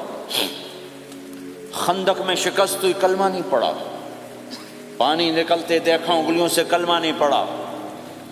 ایک بکرے کا ایک بازو پکایا، ایک بازو بکرے کا، ایک اگلا جو بازو ہوتا، اور 40 آدمیوں نے کھانا کھایا اور ایک بوٹی کم نہیں ہوئی، کلمہ نہیں پڑھا۔ لیکن جب میرے نبی نے کہا جاؤ معاف کیا تو سارے ہی کلمہ پڑھ گئے کہ واقعہ یہ اخلاق نبی کے ہو سکتے۔ حنین کی جنگ میں جب بھاگے لوگ، شکست ہوئی، تو ایک صحابی کا بھاگتے ہوئے پاؤں ہمارے نبی کے پاؤں پر آیا، اور جوتا سخت تھا، تو آپ نے کہا اوجعتنی، اور آپ کے ہاتھ میں چھڑی تھی، آپ نے اس کو یوں ماری، کہا اوجعتنی، ارے تو نے مجھے کتنا زیادہ درد پہنچایا، دکھ پہنچایا۔ وہ بیچارے پگھل کے رہ گئے اور پریشان ہو گئے، اور فرماتے ہیں سارا دن میں پریشان، ساری رات پریشان کہ اللہ کے نبی کو میں نے تکلیف پہنچائی، اب میرا کیا بنے گا؟ اگلا دن ہوا تو اعلان ہو رہا تھا بھائی جس کا پاؤں نبی کے پاؤں پہ آیا تھا اس کو اللہ کے نبی بلا رہے ہیں۔ تو صحابی کہنے لگے میں نے سمجھا بس اب میری تو دنیا بھی گئی اور آخرت بھی گئی، اب میرے اوپر کیس بنے گا، اور مجھے ڈانٹ ڈپٹ بھی ہوگی، میرا کتنا بڑا گھاٹا نقصان ہوگا۔ یہ حاضر ہوئے ڈرتے ڈرتے، تو آپ نے فرمایا میرے بھائی کل میں نے تمہیں چھڑی ماری تھی، وہ مجھے معاف کر دینا، اور یہ 80 اونٹ تمہیں ہدیہ دیتا ہوں، 80 کیملز یعنی 80 پراڈو، 80 رینج روور کا یہ میری طرف سے تمہیں ہدیہ ہے۔ وہ حیران پریشان، یہ میرے نبی کے اخلاق ہیں، یہ میرے نبی کے اخلاق ہیں۔ کانٹے بچھانے والی نے 4 دن آنا چھوڑ دیا، بیمار ہو گئی تھی، تو آپ نے کہا کیا بات ہے، وہ ہمارے راستے میں اب کانٹے کوئی نہیں ہیں؟ کہا جی وہ بیمار پڑی ہے جو کانٹے بچھاتے تھے، تو آپ اس کے گھر چلے گئے۔ ماں جی خیریت تو ہے، آپ ٹھیک تو ہیں؟ کہا بیٹا مجھے کلمہ پڑھا دے، بس تیرے اخلاق نے مجھے فتح کر لیا ہے۔ میرے بھائیوں یہ چیپٹر بھول چکے ہیں، بھول چکے ہیں، بھول چکے ہیں۔ جب تک یہ چیپٹر زندہ نہیں ہوگا، زندگی اسلامی نہیں بنے گی، معاشرہ اسلامی نہیں بنے گا، اور آگے قوموں کے لیے اسلام کا دروازہ نہیں کھلے گا۔ ہمیں معاف کرنا آتا ہو، ہمیں گالی دینے والے کو دعا دینا آتا ہو، غیبت کرنے والے کی تعریف آتی ہو، اور غیبت کرنے سے، غیبت سننے سے اپنے آپ کو ایسے بچاؤ جیسے زہر سے بچا دو، اسے آگ سے بچا دو۔ ایک دوسرے کو نفرت کا بول نہ بولو، ورنہ ساری زندگی تباہ و برباد ہو جائے گی۔ میرے رب کی قسم، میرے نبی نے کہا ایک زبان کا بول انسان بولتا ہے اور جہنم کی گہرائیوں میں گر جاتا ہے، اور ایک زبان کا بول انسان بولتا ہے اور جنت کے درجات پر چڑھ جاتا ہے۔ یہ زبان بہت طاقتور چیز ہے، میں ہر بیان میں اس کو دہرا رہا ہوں کہ جتنا یہ عمل ختم ہو چکا ہے اتنا کوئی عمل بھی نہیں ختم ہوا ہے۔ میرے نبی نے فرمایا معاذ تمہیں سارے دین کا خلاصہ بتاؤں؟ معاذ الا انبئک بمیلاک ھذا کلہ، میں تمہیں پورے دین کا خلاصہ بتاؤں؟ کون معاذ؟ کون معاذ جس کے ہاتھ میں علماء کا جھنڈا ہوگا؟ کون معاذ؟ میں ابھی مئی میں ان کے اردن اجتماع میں گیا، آگے ان کے اربد میں گئے، آگے وہاں ان کا مقبرہ ہے 18 کلومیٹر۔ میں گیا کمرے میں داخل ہوا تو سارا کمرہ خوشبو سے مہک رہا تھا، اور مجھے ایک شخص نے بتایا یہ خوشبو 24 گھنٹے یہاں آتی رہتی ہے۔ جن کو 18 ہجری میں انتقال ہوا، 1417 سال ہو گئے مرے ہوئے، اور قبر سے خوشبو آ رہی، خوشبو آ رہی، خوشبو آ رہی۔ اس آدمی کو سمجھایا کیسے اور بتایا کیا؟ معاذ تمہیں سارے دین کا خلاصہ بتاؤں؟ کہا جی بتائیں۔ تو آپ نے یوں کیا، اپنی زبان نکالی اور اس کو پکڑا انگلی سے، پھینکا، کف ھذا، معاذ اس زبان پہ قابو پا جا، یہ پورا دین ہے۔ یہ زبان آج کھل گئی ہے، کھل گئی ہے۔ حضرت لقمان علیہ السلام کا فرمان ہے بیٹا میں چپ رہنے پہ کبھی نہیں پچھتایا، میں ہمیشہ اپنے بول پہ پچھتایا ہوں۔ معاذ نے کہا یا رسول اللہ زبان کے بول پہ پکڑ ہوگی؟ کہ تیرا بھلا ہو جائے معاذ، سب سے زیادہ جہنم میں دھکا دینے والی زبان ہوگی۔ اور ایک صحابی ہیں ابو دجانہ۔ کون ابو دجانہ؟ السابقون الاولون من المہاجرین والانصار، اس میں پہلی صف کے صحابہ۔ کون ابو دجانہ؟ جب آپ حج پر گئے تو اپنی جگہ مدینے کا امیر ابو دجانہ کو بنایا۔ ابو دجانہ حج میں شریک نہیں ہوئے، کہ آپ نے اپنی جگہ ان کو اپنا نائب بنا کے وہاں کھڑا فرمایا ابو دجانہ میری جگہ پر مدینے کا امیر ہے، یہ وہ ابو دجانہ ہیں۔ کون ابو دجانہ؟ جو جنگ بدر سے لے کر آخری حج تک ہر سفر میں شریک ہیں، ہر سفر میں شریک ہیں۔ ان کی ایک بات میں بتانا چاہتا ہوں، پہلے تھوڑی سی ان کی ہسٹری بتانا چاہتا ہوں۔ کون ابو دجانہ؟ احد کی جنگ میں آپ نے تلوار اٹھائی، کہ اس تلوار کو کون لے گا؟ کئی صحابہ کھڑے ہو گئے۔ آپ نے کہا اس تلوار کا حق کون ادا کرے گا؟ سارے بیٹھ گئے، 3 آدمی کھڑے رہے، ایک زبیر بن عوام، ایک عمر بن خطاب، ایک ابو دجانہ۔ ان کا نام ہے سماق بن خرشنہ، سماق بن خرشنہ ان کا نام ابو دجانہ سے مشہور ہے۔ تو آپ نے تلوار نہ عمر کو دی، نہ زبیر کو دی، ابو دجانہ کو دے دی۔ تو عمر رضی اللہ عنہ نے تو محسوس نہیں کیا، حضرت زبیر نے محسوس کیا کہ اس کو کیوں دی، مجھے کیوں نہیں دی؟ میں مہاجرین میں سے ہوں، میں پھوپھی کا بیٹا ہوں، میں اس سے دلیری میں کم نہیں ہوں۔ بلکہ حضرت زبیر کی دلیری کی تو دھاک تھی، جدھر سلوار چلتی تھی کاٹتی چلی جاتی تھی، کہنے کہ میں دیکھوں گا یہ کیا کرتا ہے۔ تو ابو دجانہ کے پیچھے پیچھے زبیر ہو لیے۔ تو ابو دجانہ نے جو حملہ کیا تو 3,000 کا لشکر تھا، اس کو چیر کے پار نکل گئے، پورے لشکر کو کاٹ کے پار نکل گئے۔ اور آگے عورتیں کھڑی تھیں جو مکے کے لشکر کو تیار کر رہی تھیں، نحن بنات طارقی نمشی علی النمارقی مشی القتل بوارقی المسک فی المخالقی المسک فی المفارقی والدر فی المخالقی ان تقبلوا نعانقی وتدبروا نفارقی فراق غیر وامقی، یہ گانا گا رہی تھیں اور ان کو تیار کر رہی تھیں۔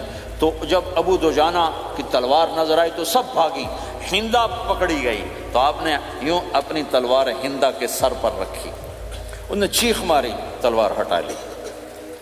تو زبیر پیچھے پیچھے کہ یہ کیا کیا ہے؟ جنگ میں اگر کوئی عورت حصہ لے اسے مارنا جائز ہے، ویسے جائز نہیں ہے، عورت کو، بچے کو، بوڑھے کو ہاتھ لگانا جائز نہیں ہے۔ تو انہوں نے کہا تلوار کیوں نہیں چلائی؟ کہا میرے محبوب کی تلوار ہے، عورت کے خون سے رنگین کر کے اس کی شان نہیں گھٹانا چاہتا، یہ میرے نبی کی تلوار۔ پھر واپس ہوئے، پھر اٹیک کیا اور پھر مجمع کو چیر دیا۔ سامنے ایک آدمی آ رہا تھا ہاتھی کی طرح، اتنا لمبا موٹا تازہ۔ تو زبیر کہنے لگے میرے جی میں آیا کبھی اس کی ٹکر ہونا پھر میں دیکھوں ابو دجانہ کیا چیز ہے۔ تو اللہ کا کرنا ایسا ہوا ابو دجانہ دونوں آمنے سامنے ہو گئے۔ تو وہ ایسے شاہ سوار تھے کہ دونوں طرف کے لشکر ذرا تھم گئے اور وہ دونوں بھڑ گئے۔ ابو دجانہ کے اپنے جوہر، اس پہلوان کے اپنے جوہر، غبار اٹھا، مٹی اٹھی، اور اس کی اپنی طاقت، ان کی اپنی طاقت، انہوں نے ابو دجانہ کو اس نے زخمی کر دیا۔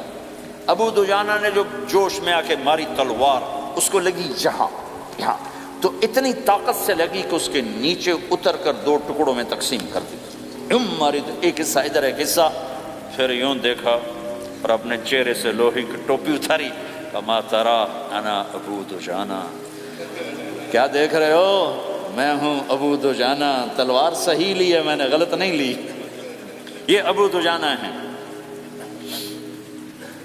اور جب شکست ہو گئی احد کی جنگ میں اور پھر 10-12 آدمی نے آپ کو گھیرے میں لیا ہوا تھا، ان میں ایک ابو بکر تھے، عمر تھے، علی تھے، طلحہ تھے، زبیر تھے، سعد بن ابی وقاص تھے، اور سہل بن حنیف تھے، عبادہ قتادہ بن نعمان تھے، اور ابو دجانہ تھے رضی اللہ تعالی عنہم، ان میں سے ایک ابو دجانہ بھی تھے۔ اور یمامہ کی جنگ میں ابو دجانہ شہید ہوئے، یمامہ کی جنگ میں شہید ہوئے۔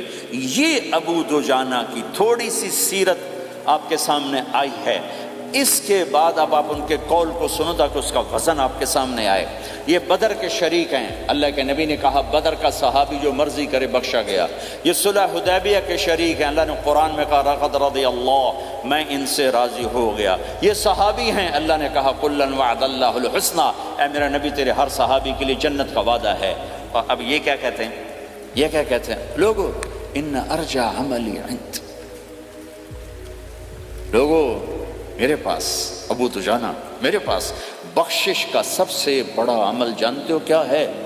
بدر نہیں، احد نہیں، حدیبیہ نہیں، خندق نہیں، خیبر نہیں، فتح مکہ نہیں، آخری حج نہیں، کیا ہے؟ کیا ہے لوگو؟ ان ارجع عملی عندی، میرے پاس آخرت میں بخشش کا سب سے بڑا عمل بس ایک ہے کہ ما آذیت احدا بلسانی، میں نے اپنی زبان سے کبھی کسی کو دکھ نہیں پہنچایا۔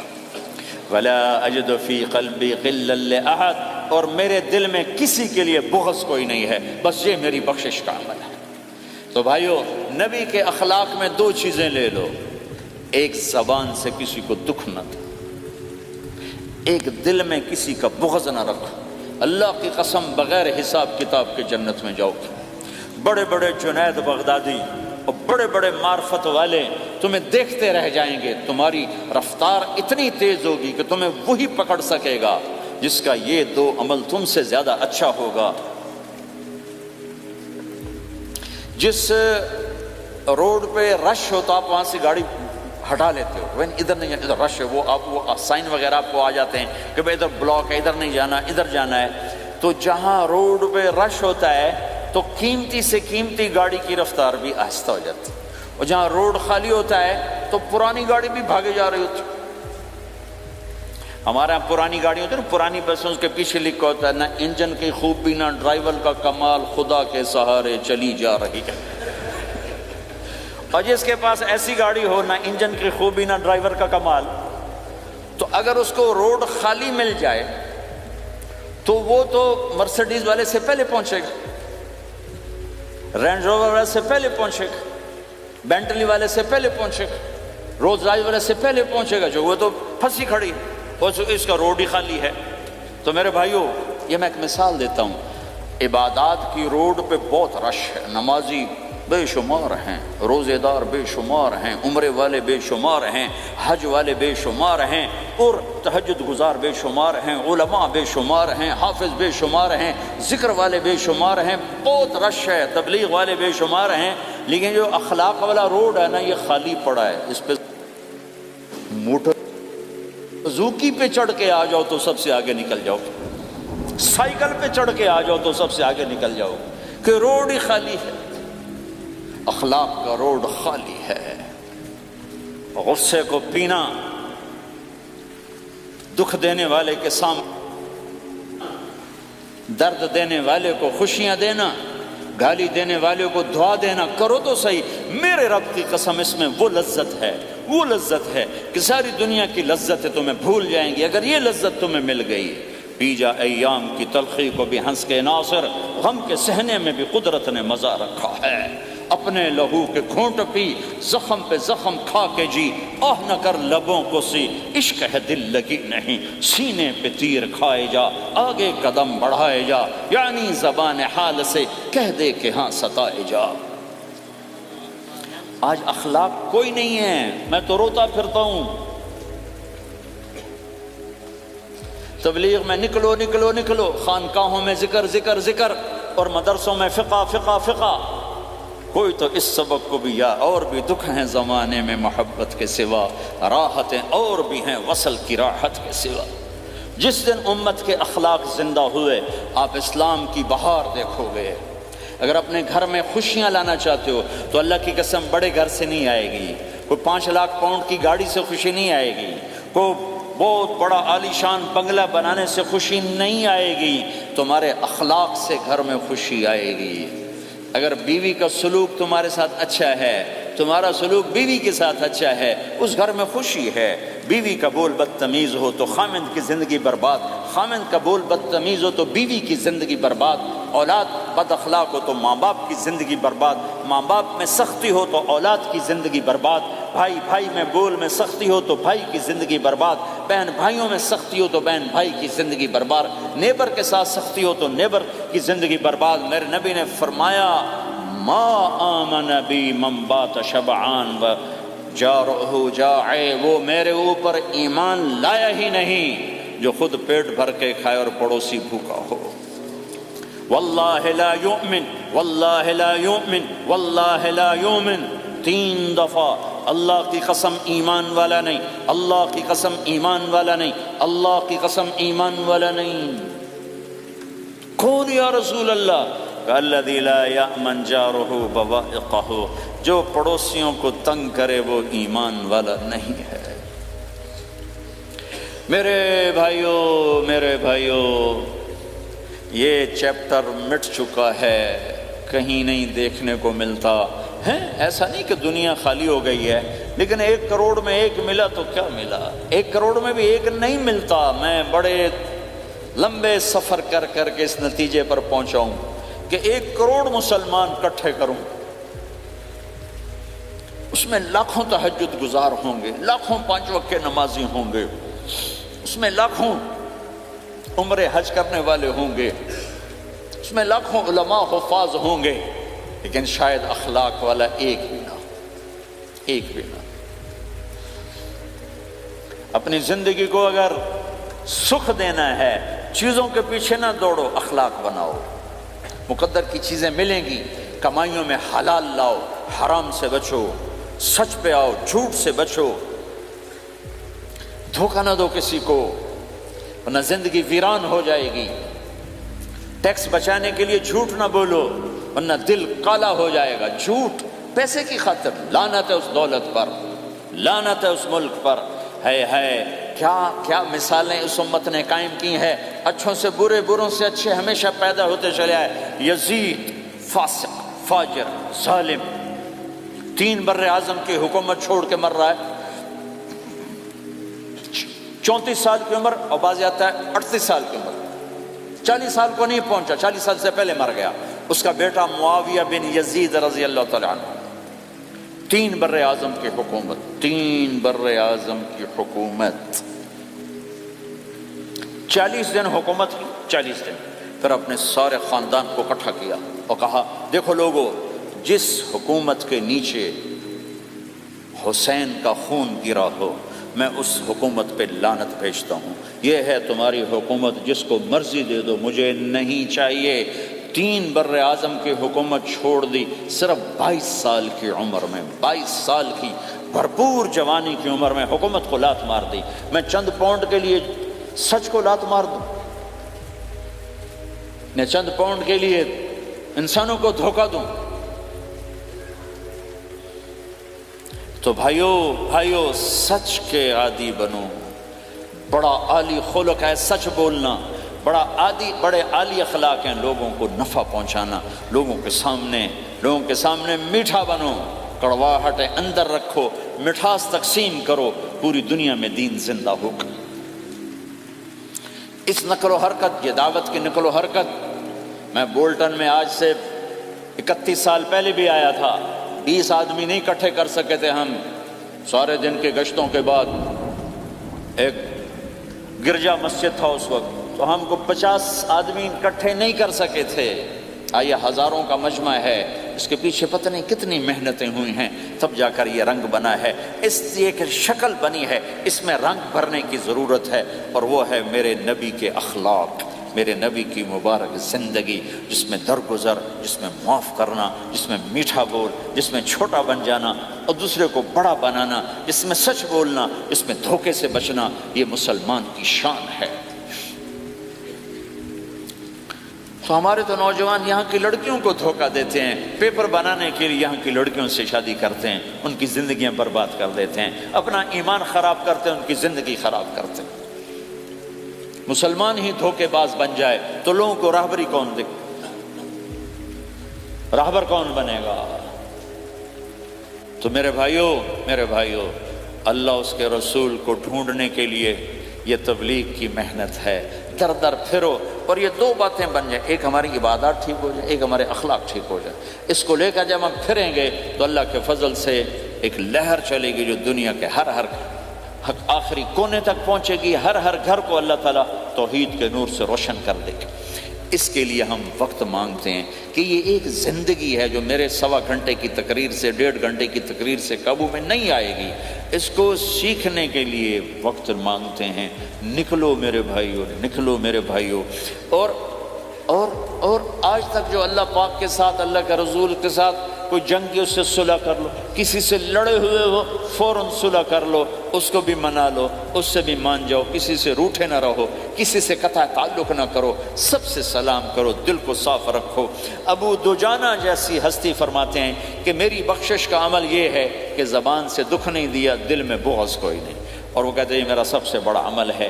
یہ اپنے نبی کے اخلاق میں 2 باتیں لے لیں، اس زبان سے کسی کو دکھ نہ پہنچے، دل میں کتنا ہی لوگ ستائیں، بغض نہ رکھو، صاف کرو، دھو دو، اور فرائض میں نماز چھوٹے نہیں، اور پھر اس کو لے کر یہ امت پھرے، چونکہ اس امت کا کام بیٹھنا نہیں ہے، اس امت کا اجتماعی جرم ہے کہ انہوں نے اللہ کے دین کے لیے پھرنا چھوڑ دیا، اس امت کی اجتماعی خطا ہے کہ انہوں نے اللہ کے پیغام کو آگے پہنچانا اس کو اپنا کام نہ سمجھا، اس کے لیے پھرنا چھوڑ دیا تو اپنے بھی ہاتھوں سے نکل گئے، پرائے تو پہلے ہی پرائے تھے۔ تو میرے بھائیو اس کے لیے نیت کرو، ارادے کرو، جو بھائی یہ تیار ہوں یہ دسمبر کے آخر تک تو وہ کھڑے ہو کر ذرا اپنے ناموں کا اظہار فرما دیں، اور یہ جو چھٹیاں آ رہی یہ ساری چھٹیاں لگانے کے لیے جو نوجوان تیار ہوں وہ بھی کھڑے ہو کے اپنی شکلیں زیارت کروا دیں، اللہ بھی راضی ہو جائے، اللہ کا نبی بھی راضی ہو جائے، جلدی سے کھڑے ہو کر بتا دیں، فرمائیں جی۔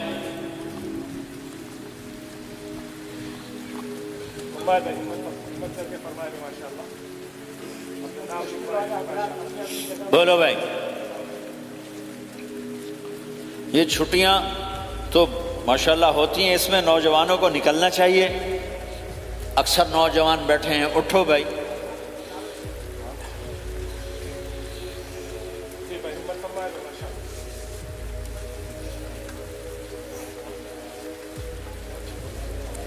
جلدی فرمائیں بھائی، جلدی فرمائیں.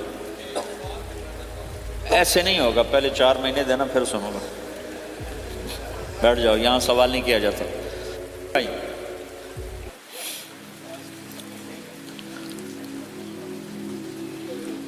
جلدی سے بتائیں بھائی، جلدی سے بتائیں بھائی. ان چھٹیوں میں کون نکلے گا اللہ کے راستے میں؟ ان چھٹیوں میں جو نوجوان تیار ہوں کھڑے ہو جائیں. ان چھٹیوں میں جو تیار ہیں چھٹیاں لگانے کے وہ کھڑے ہو جائیں. چھٹیاں اللہ کے راستے میں.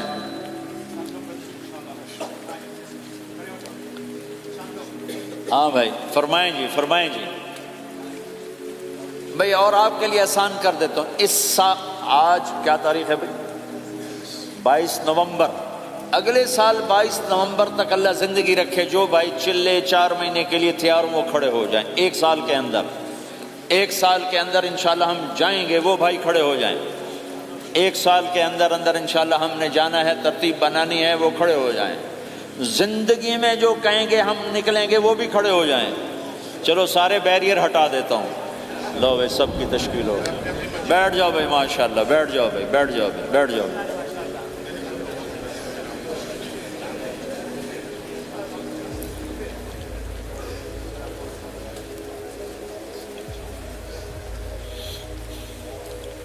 ہاں میں بیٹھ جا. میں دعا کرتے ہیں. دعا سے پہلے تھوڑی سی بات کرنا چاہتا ہوں، سن لیں پھر انشاءاللہ دعا کرتے ہیں. مسلمان کی زندگی چلتے پھرتے دعوت ہے. مسلمان کی زندگی چلتی پھرتی دعوت ہے. اگر اسلام ہماری زندگی میں ہو، عبادات ایسی چیزیں جو نظر نہیں آتی، اخلاق ایسے چیزیں جو چھپ نہیں سکتی. اخلاق ایک ایسی صفت ہے جس کو آپ چھپا نہیں سکتے. بد اخلاقی ایسی برائی ہے جس کو آپ چھپا نہیں سکتے. شراب تو چھپ سکتی ہے، اندر کمرے میں بیٹھ کے پی لے. روزہ چھپ سکتا ہے، نہیں رکھا کسی کو کیا خبر. نماز بھی چھپ جاتی، نہیں خبر پڑھی ہے کہ نہیں پڑھی. لیکن برے اخلاق بھی نہیں چھپتے اور اچھے اخلاق بھی نہیں چھپتے. ایک اچھے اخلاق خوشبو کی طرح مہکتے ہیں اور برے اخلاق گندگی کی طرح بدبو چھوڑتے ہیں. ہمارا معاشرہ اسلامی اس وقت بنے گا جب ہمارے اخلاق عالی ہوں گے. تو یہ نقل و حرکت اس کو طاقت پہنچائے گی. یہ گھر بیٹھنے سے چیز نہیں آئے گی بھائی، پھرنا پڑے گا، دھکے کھانے پڑیں گے. لیکن ان دھکوں میں بھی اللہ نے بڑی لذت رکھی ہے.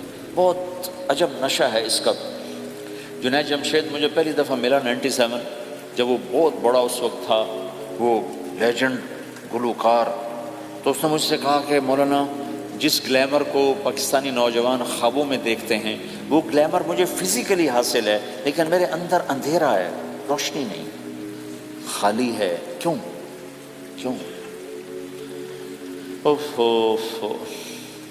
میں نے کہا تمہارے سیدھے گھٹنے میں درد ہو، تم الٹے گھٹنے میں دوا لگاؤ تو فائدہ ہوگا کہ نہیں. میں کہا اندھیرا تمہاری روح میں ہے اور تم روشن کر رہے ہو جسم کو، کبھی میوزک سے، کبھی کسی چیز سے، کبھی کسی چیز سے. تو عورت، شراب، میوزک، ان کا روح میں کوئی واسطہ ہی نہیں. یہ روح تک جاتی نہیں. ان کی پینیٹریشن جسم تک ہے اور جسم کو کنٹرول روح کرتی ہے. جب روح میں بھوک اٹھتی ہے تو وہ پریشانی میں کی شکل میں ظاہر ہوتی ہے. تم اللہ سے تعلق بنا لو، یہ سب کچھ ٹھیک ہو جائے گا. پھر جب اس نے 3 چیلے شروع کیے تو اس کا مجھے فون آیا. ہمارا ایک شہر ہے چھوٹا سا، زلزلے میں ختم ہو گیا تھا، بالاکوٹ. تو اس کا مجھے وہاں سے فون آیا کہ مولانا میں ایک پرانی مسجد میں ایک پھٹی ہوئی چٹائی پر لیٹا ہوا ہوں اور جس سکون کو میں 5 سٹارز ہوٹل میں دیکھتا تھا، ڈھونڈتا تھا، وہ آج مجھے یہاں مل چکا ہے. اور مجھے یوں لگتا ہے میں ہوا میں اڑ جاؤں گا، میں ہوا میں اڑ جاؤں گا. کیا ہوا کہ اللہ سے تعلق بنا اور روح میں سکون آ گیا، ٹھنڈک آ گئی. تو ایک گناہوں سے بچنا اور ایک فرائض کو پورا کرنا، ایک اپنے اخلاق کو ٹھیک کرنا، یہ چند ایک کام ہیں جو کر لے گا اللہ اسے آباد کر دے گا. جہاں ہو نماز نہ چھوٹے، رمضان آ جائے روزے نہ چھوٹے، زکوٰۃ فرض ہو جائے خوشی سے ادا کریں، اپنی کمائیوں کو حلال پہ لائیں، غلط کاغذات سے، غلط پیپر سے، غلط ہیرا پھیری سے پیسہ نہ بنائیں. یہ پیسہ تباہی کے سوا کچھ نہیں لاتا. اپنی حلال کمائی کرو. کہ میرے نبی کا فرمان ہے جو صبح سے شام تک حلال کمانے میں تھکتا ہے اس دن کے سارے گناہ معاف ہو جاتے۔ سعد بن معاذ بیٹھے تھے، ان کے ہاتھوں پر اللہ کے نبی کی نظر پڑی تو ہاتھ بڑے سخت تھے، تو ہم نے کہا سعد تیرے ہاتھ اتنے سخت کیوں ہیں؟ کہا جی میں اپنے باغ میں خود کام کرتا ہوں اس سے یہ سخت ہو گئے۔ تو آپ نے سعد کا ہاتھ پکڑا اور ایسے چوما اور کہا اپنے بچوں کو حلال کھلانے میں بچوں کو حلال کھلانے میں جو ہاتھ ایسا ہو جائے گا اس پہ جہنم کی آگ حرام ہو جائے گی۔ کہ بھائیو حلال جھوٹ نہ داخل کرو، چاہے کتنے بڑے مفتی فتویٰ دیں کہ ٹیکس بچانے کے لیے جھوٹ بولنا جائز ہے، میں کہتا ہوں نہیں، سچ۔ دو سودے ہیں، ایک طرف چند سو پاؤنڈ ہیں، ایک طرف سچ ہے، جس کو لینا ہے لے لو۔ سچ کو لوگے تو اللہ کے قدموں میں چلے جاؤ گے، اللہ کے حبیب کی چھاؤں میں چلے جاؤ گے، اللہ کی چھاؤں میں چلے جاؤ گے۔ جھوٹ، ہاں صرف جھوٹ بولنا جائز ہے، دو بھائی لڑ پڑے ان میں صلح کرانے کے لیے جھوٹ بولنا جائز ہے۔ میاں بیوی لڑ پڑیں تو بیوی کو منانے کے لیے خامند جھوٹ بول سکتا ہے، خامند کو منانے کے لیے بیوی جھوٹ بول سکتی ہے۔ اس کے علاوہ جھوٹ نہیں ہے، سچ کے ساتھی بنو۔ اللہ کی قسم وہاں سے رزق آئے گا جہاں سے وہم و گمان بھی۔ پھر آپ اس حکومت کو دھوکہ دیتے ہو جو آپ کی ہمدرد۔ ہماری حکومتیں تو خود بھی چور ہیں تو ان کو چور پڑے ہوئے، چوروں کو چور پڑے ہوئے۔ تمہاری حکومتیں تو چور نہیں ہیں تو تم پہ خرچ کرتے ہیں۔ ان سے بینیفٹ لینا ہو تو پیچھے ہو، ان کو ٹیکس دینا ہو تو کہتے کدھر لکھا ہے شریعت میں ٹیکس دینا جائز ہے؟ کہاں لکھا ہوگا؟ آگے مفتی بھی بیٹھے ہوئے فتوے دینے کے لیے۔ جب ان سے نفع اٹھاتے ہو تو ان کو نفع پہنچاؤ، ان سے سہولتیں لیتے ہو ان کو سہولت پہنچاؤ۔ یہ تمہارے خرچ کرنے میں دیانتدار ہیں، ان کے ساتھ بددیانتی نہ کرو۔ مسلمان ہو اور دھوکہ، یہ دو چیزیں جوڑ نہیں سکتی۔ اپنی عیاشی تھوڑی کم کر دو تو اللہ اس میں برکت دے گا۔ آپس میں کبھی اونچ نیچ ہو جائے فوراً صلح کرو، لڑائی پہ باقی نہ رہو کہ یہ ہم نے بات نہیں کرنی، ہمارا سلام دعا ختم، ایسا کبھی نہ کرو۔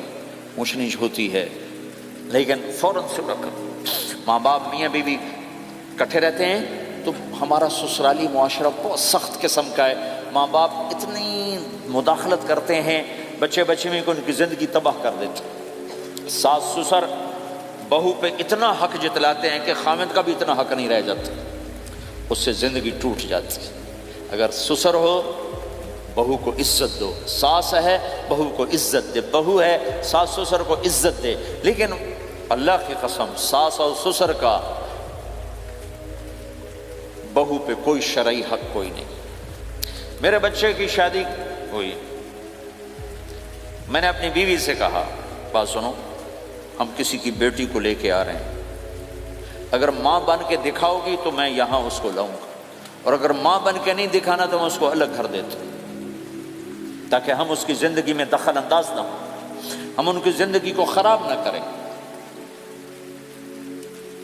اگر کسی کے پاس الگ گھر دینے کی وسعت نہیں ہے تو وہ خود تو الگ ہو سکتا ہے کہ نہیں ہو سکتا؟ ایک ہی گھر میں رہتے ہیں، الگ گھر کی وسعت نہیں تو دونوں باہر نکل جاؤ، بچوں کی زندگی سے باہر نکل جاؤ، اپنا ان پر حاوی نہ کرو ورنہ آپ خود بھی برباد ہو جاؤ گے، ان کو بھی برباد کر دو گے۔ کتنی طلاقوں کے پیچھے ساس اور سسر ہے، کتنی طلاقوں کے پیچھے میاں بیوی کی آپس کی بدتمیزی ہے کہ اس ماحول میں برداشت کرنے کا رواج ہی ختم ہو گیا۔ برداشت نہیں کرنا، بڑا نقصان سہنا ہے، چھوٹا نہیں سہنا۔ ڈائمنڈ کیسے بنتا ہے؟ ڈائمنڈ کاربن ہے، وہ ڈائمنڈ کیسے بنتا ہے؟ وہ پریشر کو برداشت کرتا اللہ چمکا کے اسے ڈائمنڈ بنوا دیتا۔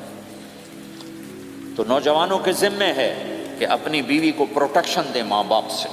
ماں باپ زیادتی کریں سامنے آ جائیں، ہاتھ جوڑیں، پاؤں پکڑیں، بدتمیز نہ ہوں کہ ابا جی میں آپ کا حکم، اب مجھے اس کہیں کیا کرنا ہے، اماں جی اب مجھے فرمائیں میں کیا کرنا ہے، میرے ذمے ہے، اس کے ذمے نہیں ہے۔ بیوی زیادتی کرنے لگے تو اس کے سامنے ہو جاؤ، دیکھو بیگم یہ تیرا میرا رشتہ ٹوٹ سکتا ہے، ماں باپ کا رشتہ ٹوٹ نہیں سکتا ہے۔ ماں باپ کا وہ رشتہ ہے جسے توڑا نہیں جا سکتا، نکاح تو ایک بول پہ ٹوٹ جاتا ہے۔ میں تیری ہر ضرورت پوری کروں گا لیکن تو میرے ماں باپ کے لیے تکلیف کا باعث نہ بن، یہ مرد کی ذمہ داری ہے۔ ہم یہ معاشرہ بھلا چکے ہیں۔ ہمارے پڑوسی ذمہ دار ان کے بچے کے نکاح میں گیا تو وہ مجھ سے کہنے لگے مولانا میری بیگم نے مجھ سے کہا کہ دیکھو ہم زندگی گزار چکے ہیں، اب یہ بچے زندگی شروع کرنے لگے ہیں، تو پہلے میرے بیٹے کے لیے الگ گھر بنا اور اس کی بیوی کی ڈولی کو وہاں لے کے آ، میرے گھر میں نہ لانا کہ ایسا نہ ہو ہم میاں بیوی بچوں کی زندگی خراب کر دیں۔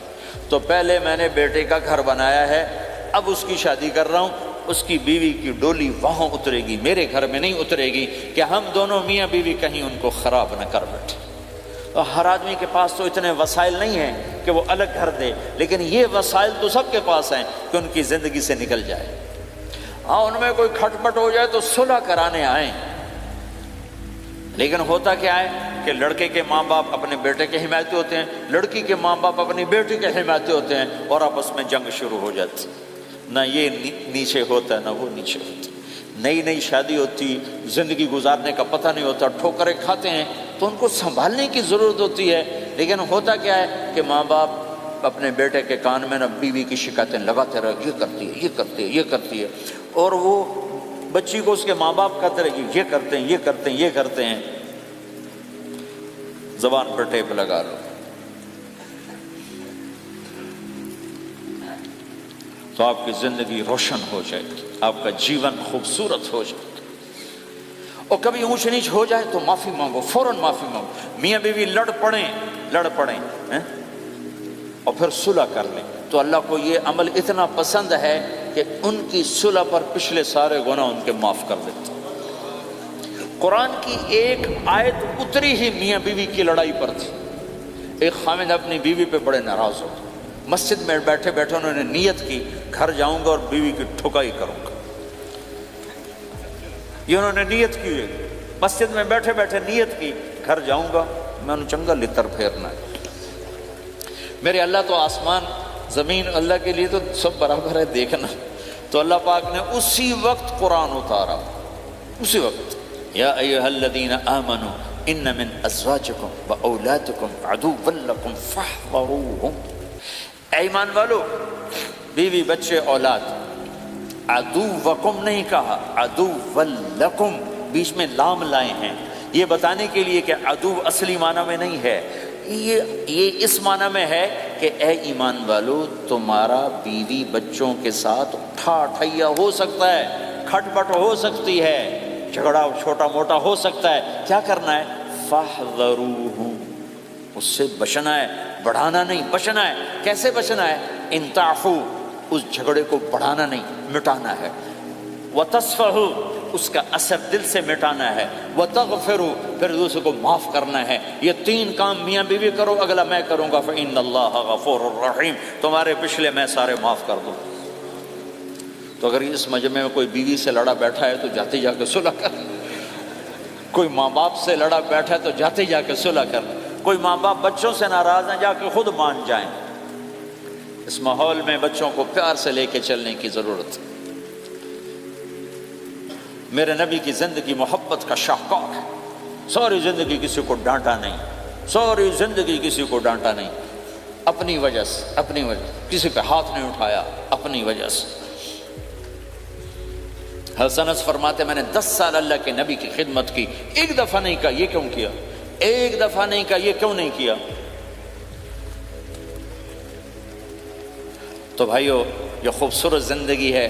آپ کے ہاں تو خادم نہیں ہوتے، سارا گھرانہ ہی خادم ہوتا ہے۔ تو میں پاکستان میں ہوں تو میں اگلا چیپٹر بیان کرتا ہوں کہ نوکروں کے ساتھ بھی اچھا سلوک کرو۔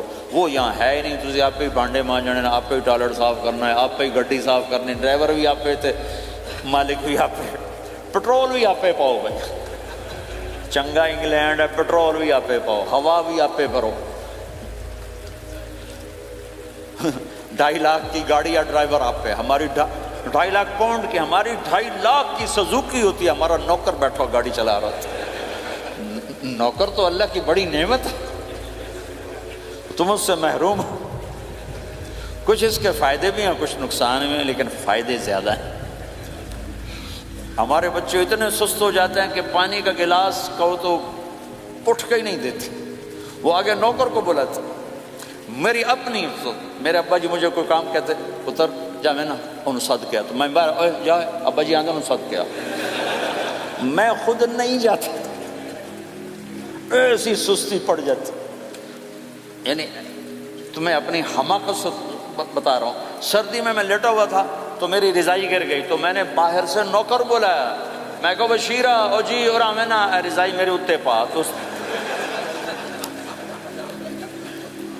اپنا سنا رہا ہوں. لیکن آپ جہاں جاب کرتے ہیں، جہاں جاب کرتے ہیں وہاں دیانتداری سے جاب کرو، دھوکہ نہ ہو، فریب نہ ہو، فراڈ نہ ہو. آپ بھی کہیں ملازم تو ہیں، کہیں کام کر رہے ہیں، کوئی آپ کی دکان پہ کام کر رہا ہے، گھروں میں کام کرنے والے ہیں، دکانوں پہ کام کرنے والے تو ہیں. اور جن لوگوں کے پاس پیپر نہیں ہوتے ان کو اتنے تھوڑے پیسے دیتے ہیں کہ وہ بیچارے روٹی بھی نہ کھا سکتے. کہ بھائی یہ لینے چونکہ ان کو پتہ ہے کہ بیچارہ پھنسا ہوا ہے اور کہیں نہیں جا سکتا ہے. تو ایسا نہ کرو، یہ ظلم نہ کرو. اول تو ایسے لوگ رکھو نہیں، تمہارے لیے قانوناً اس کی گنجائش کوئی نہیں. لیکن اگر کوئی اس طرح رکھتا ہے تو پھر یہ ظلم نہ کرے کہ 100 کی بجائے 10 پاؤنڈ دے رہا ہو. بھائی لینے تو لے لو، اس کو پتہ ہے اس بیچارے نے کہیں نہیں جانا. ایسے ظالم نہ بنو. وہ ہمارے یہاں کرائسس چل رہا ہے بہت زیادہ. تو جو بیچارہ پھنس جاتا ہے نا تو اپنی پراپرٹی بیچنے پر آتا ہے تو اس کی 1 کروڑ کی پراپرٹی کے 20 لاکھ لگاتے ہیں. میں گزر رہا تھا مال ٹاؤن میں، ایک دوست کے پاس ٹھہرا تھا، وہ پراپرٹی ڈیلر تھا. تو ہم صبح واک کر رہے تھے تو ایک گھر کے قریب سے گزرے، کوئی 6 کنال کا گھر تھا. مجھ سے کہنے لگا مولانا اس گھر کی قیمت ہے 24 کروڑ. 24 کروڑ کا گھر ہے فزیکلی، لیکن اس کا مالک پھنس چکا ہے قرضوں میں، اب اس کو بیچنا چاہتا ہے. تو 18 کروڑ سے اوپر 1 پیسہ نہیں کوئی لگا رہا. اور یہ اس بیچارہ بیچے گا، یہ 8 کروڑ کا لاس دے کر 6 کروڑ کا لاس دے کر بیچے گا چونکہ یہ پھنس چکا ہے. میں نے کہا اگر میرے پاس پیسے ہوتے تو میں اس کا 24 کروڑ کا گھر لیتا 30 کروڑ کا، کہ 24 کروڑ اس کے قرضے میں جاتے اور 6 کروڑ سے اپنا الگ کاروبار کر لیتے. مسلمان تو مظلوم کی مدد کرتا ہے، مسلمان تو دکھی کی مدد کرتا ہے، نہ کہ مصیبت زدہ کو اور لوٹ لینا. مرے نو مارے شاہ مدار، یعنی مصیبت زدہ پر اور مصیبت ڈالنا. بھائیو یہ وہ خوبصورت اخلاق ہیں، اپناؤ گے اللہ چمکائے گا، اللہ اس جہان کی عزت دے گا. اور ایک آخری میری بات ہے، بہت بڑا مجمع ہے، بہت سارے نوجوان نظر آ رہے ہیں. آج تک جو اللہ رسول سے جنگ کی اس سے صلح کر لیں، جو گناہ کی اس سے معافی مانگ لیں. ادھر ہم معافی مانگیں ادھر اللہ معاف کر دے گا، ادھر ہم توبہ کریں ادھر اللہ معاف کر دے گا. اور آپ تو ماشاءاللہ سارے بہت اچھے بیٹھے ہوئے ہیں. میرا ایک شاگرد ہے مولوی امجد، کراچی میں امام مسجد. اس کے پڑوس میں ایک عورت تھی، وہ لڑکیاں سپلائی کرنے کا کام کرتی تھی. کتنا ذلیل کام ہے. اور سال ہا سال سے اس کے بیٹے سے اس میرے شاگرد نے دوستی لگائی اور میرے بیان کی کیسٹ دے دی کہ بھائی یہ سن لینا، میرے استاد جی کی کیسٹ. اس نے گھر میں جا کے لگا لی. اس کی ماں چلتے پھرتے کانوں میں آواز پڑ رہی ہے. آخر وہ آ کے بیٹھ گئی، کہنے لگی سنا، مجھے بھی سنا. تو اس نے سارا سنا، پھر کہا دوبارہ سنا، پھر سنا، کہا دوبارہ سنا، پھر سنا. تو کہنے لگی یہ کون ہے؟ کہا پتہ نہیں کون. تمہیں کس نے دی؟ کہا یہ امام مسجد نے. تو میں بچے کا ہاتھ پکڑا اور آ گئی دروازے پر. اس وقت لوگ تراویح پڑھ کے باہر نکل رہے تھے. کہنے لگے میں نے امام صاحب سے ملنا ہے. وہ آ گئے. کہا جی یہ کیسٹ آپ نے دی؟ کہا جی. یہ کون ہے؟ کہا میرے استاد ہیں. کیا نام ہے؟ طارق جمیل. اچھا. انہوں نے توبہ کی بڑی بات بتائی ہے، تمہیں پتہ ہے نا میرا کیا کام ہے؟ کہا میری توبہ قبول ہو سکتی ہے؟ کہا کیوں نہیں اماں جی ہو سکتی. کہا ٹھیک ہے پھر میں اللہ کو گواہ بناتی ہوں، میری توبہ. اور اس نے مسجد میں آنا شروع کر دیا تراویح میں. 5واں روزہ ہے اور دعا مانگتی ہے اللہ اگر میری توبہ قبول ہے تو مجھے اپنے پاس بلا لے. یا اللہ اگر میری توبہ قبول ہے تو مجھے اپنے پاس بلا لے. 29ویں روزے سجدے کی حالت میں اللہ نے اٹھا لیا. ساری زندگی کام کیا؟ لڑکیوں کی سپلائی، اتنا بدترین کام. اور موت آئی رابعہ بصری جیسی. یہ ہے توبہ کا کمال کہ اللہ کی رحمت سے کبھی نا امید نہیں ہونا چاہیے. اللہ کوئی تھانے دار نہیں ہے کہ اس نے چھتر پھیرنا ہے. اللہ کریم ہے، مہربان ہے، ہمارا دوست ہے، ہمارا رب ہے. تو جب کبھی خطا ہو فوراً توبہ کرو، فوراً توبہ کرو. انشاءاللہ ایک دن آئے گا کہ اللہ ہمیں اپنی توبہ پہ پکا کر دے گا. تو یہ نیت تو کرو سارے جتنے بیٹھے ہو بوڑھے جوان کہ پچھلے پر ہم توبہ کرتے ہیں. کرتے ہو نیت؟ کہو یا اللہ میری توبہ، پھر کہو یا اللہ میری توبہ، پھر کہو یا اللہ میری توبہ. اگر یہ آپ نے سچے دل سے کہا ہے تو آپ کو مبارک ہو، آپ کے سب گناہ معاف ہو گئے، سارے معاف ہو گئے. حقوق باقی ہیں، علماء سے پوچھ لینا ان کی ادائیگی کیسے کرنی ہے، گناہ سارے معاف ہو گئے۔ اور آئندہ اگر کبھی توبہ ٹوٹے تو پھر کر لینا، پھر کر لینا، پھر کر لینا، میرے رب کی رحمت پہ کوئی اثر نہیں پڑتا۔ لن تبلغوا ضری فتضرونی ولن تبلغوا نفعی فتنفعونی، یہ میرے رب کی صفت ہے۔ وہ کہتا میں نفع سے بھی پاک ہوں، نقصان سے بھی پاک ہوں، نہ کوئی مجھے نفع پہنچا سکتا ہے نہ کوئی نقصان پہنچا سکتا ہے۔ تو میرے گناہوں سے اس کو کیا گھاٹا پڑتا ہے، مجھے گھاٹا پڑتا ہے۔ لہٰذا جب بھی ہم معافی مانگیں گے وہ خوشی سے معاف کریں گے، جب بھی توبہ کریں گے خوشی سے قبول کریں گے، ٹھیک ہے نا؟ سارے نیت کرتے ہو؟ اللہ اللہ اللہ اللہ اللہ اللہ اللہ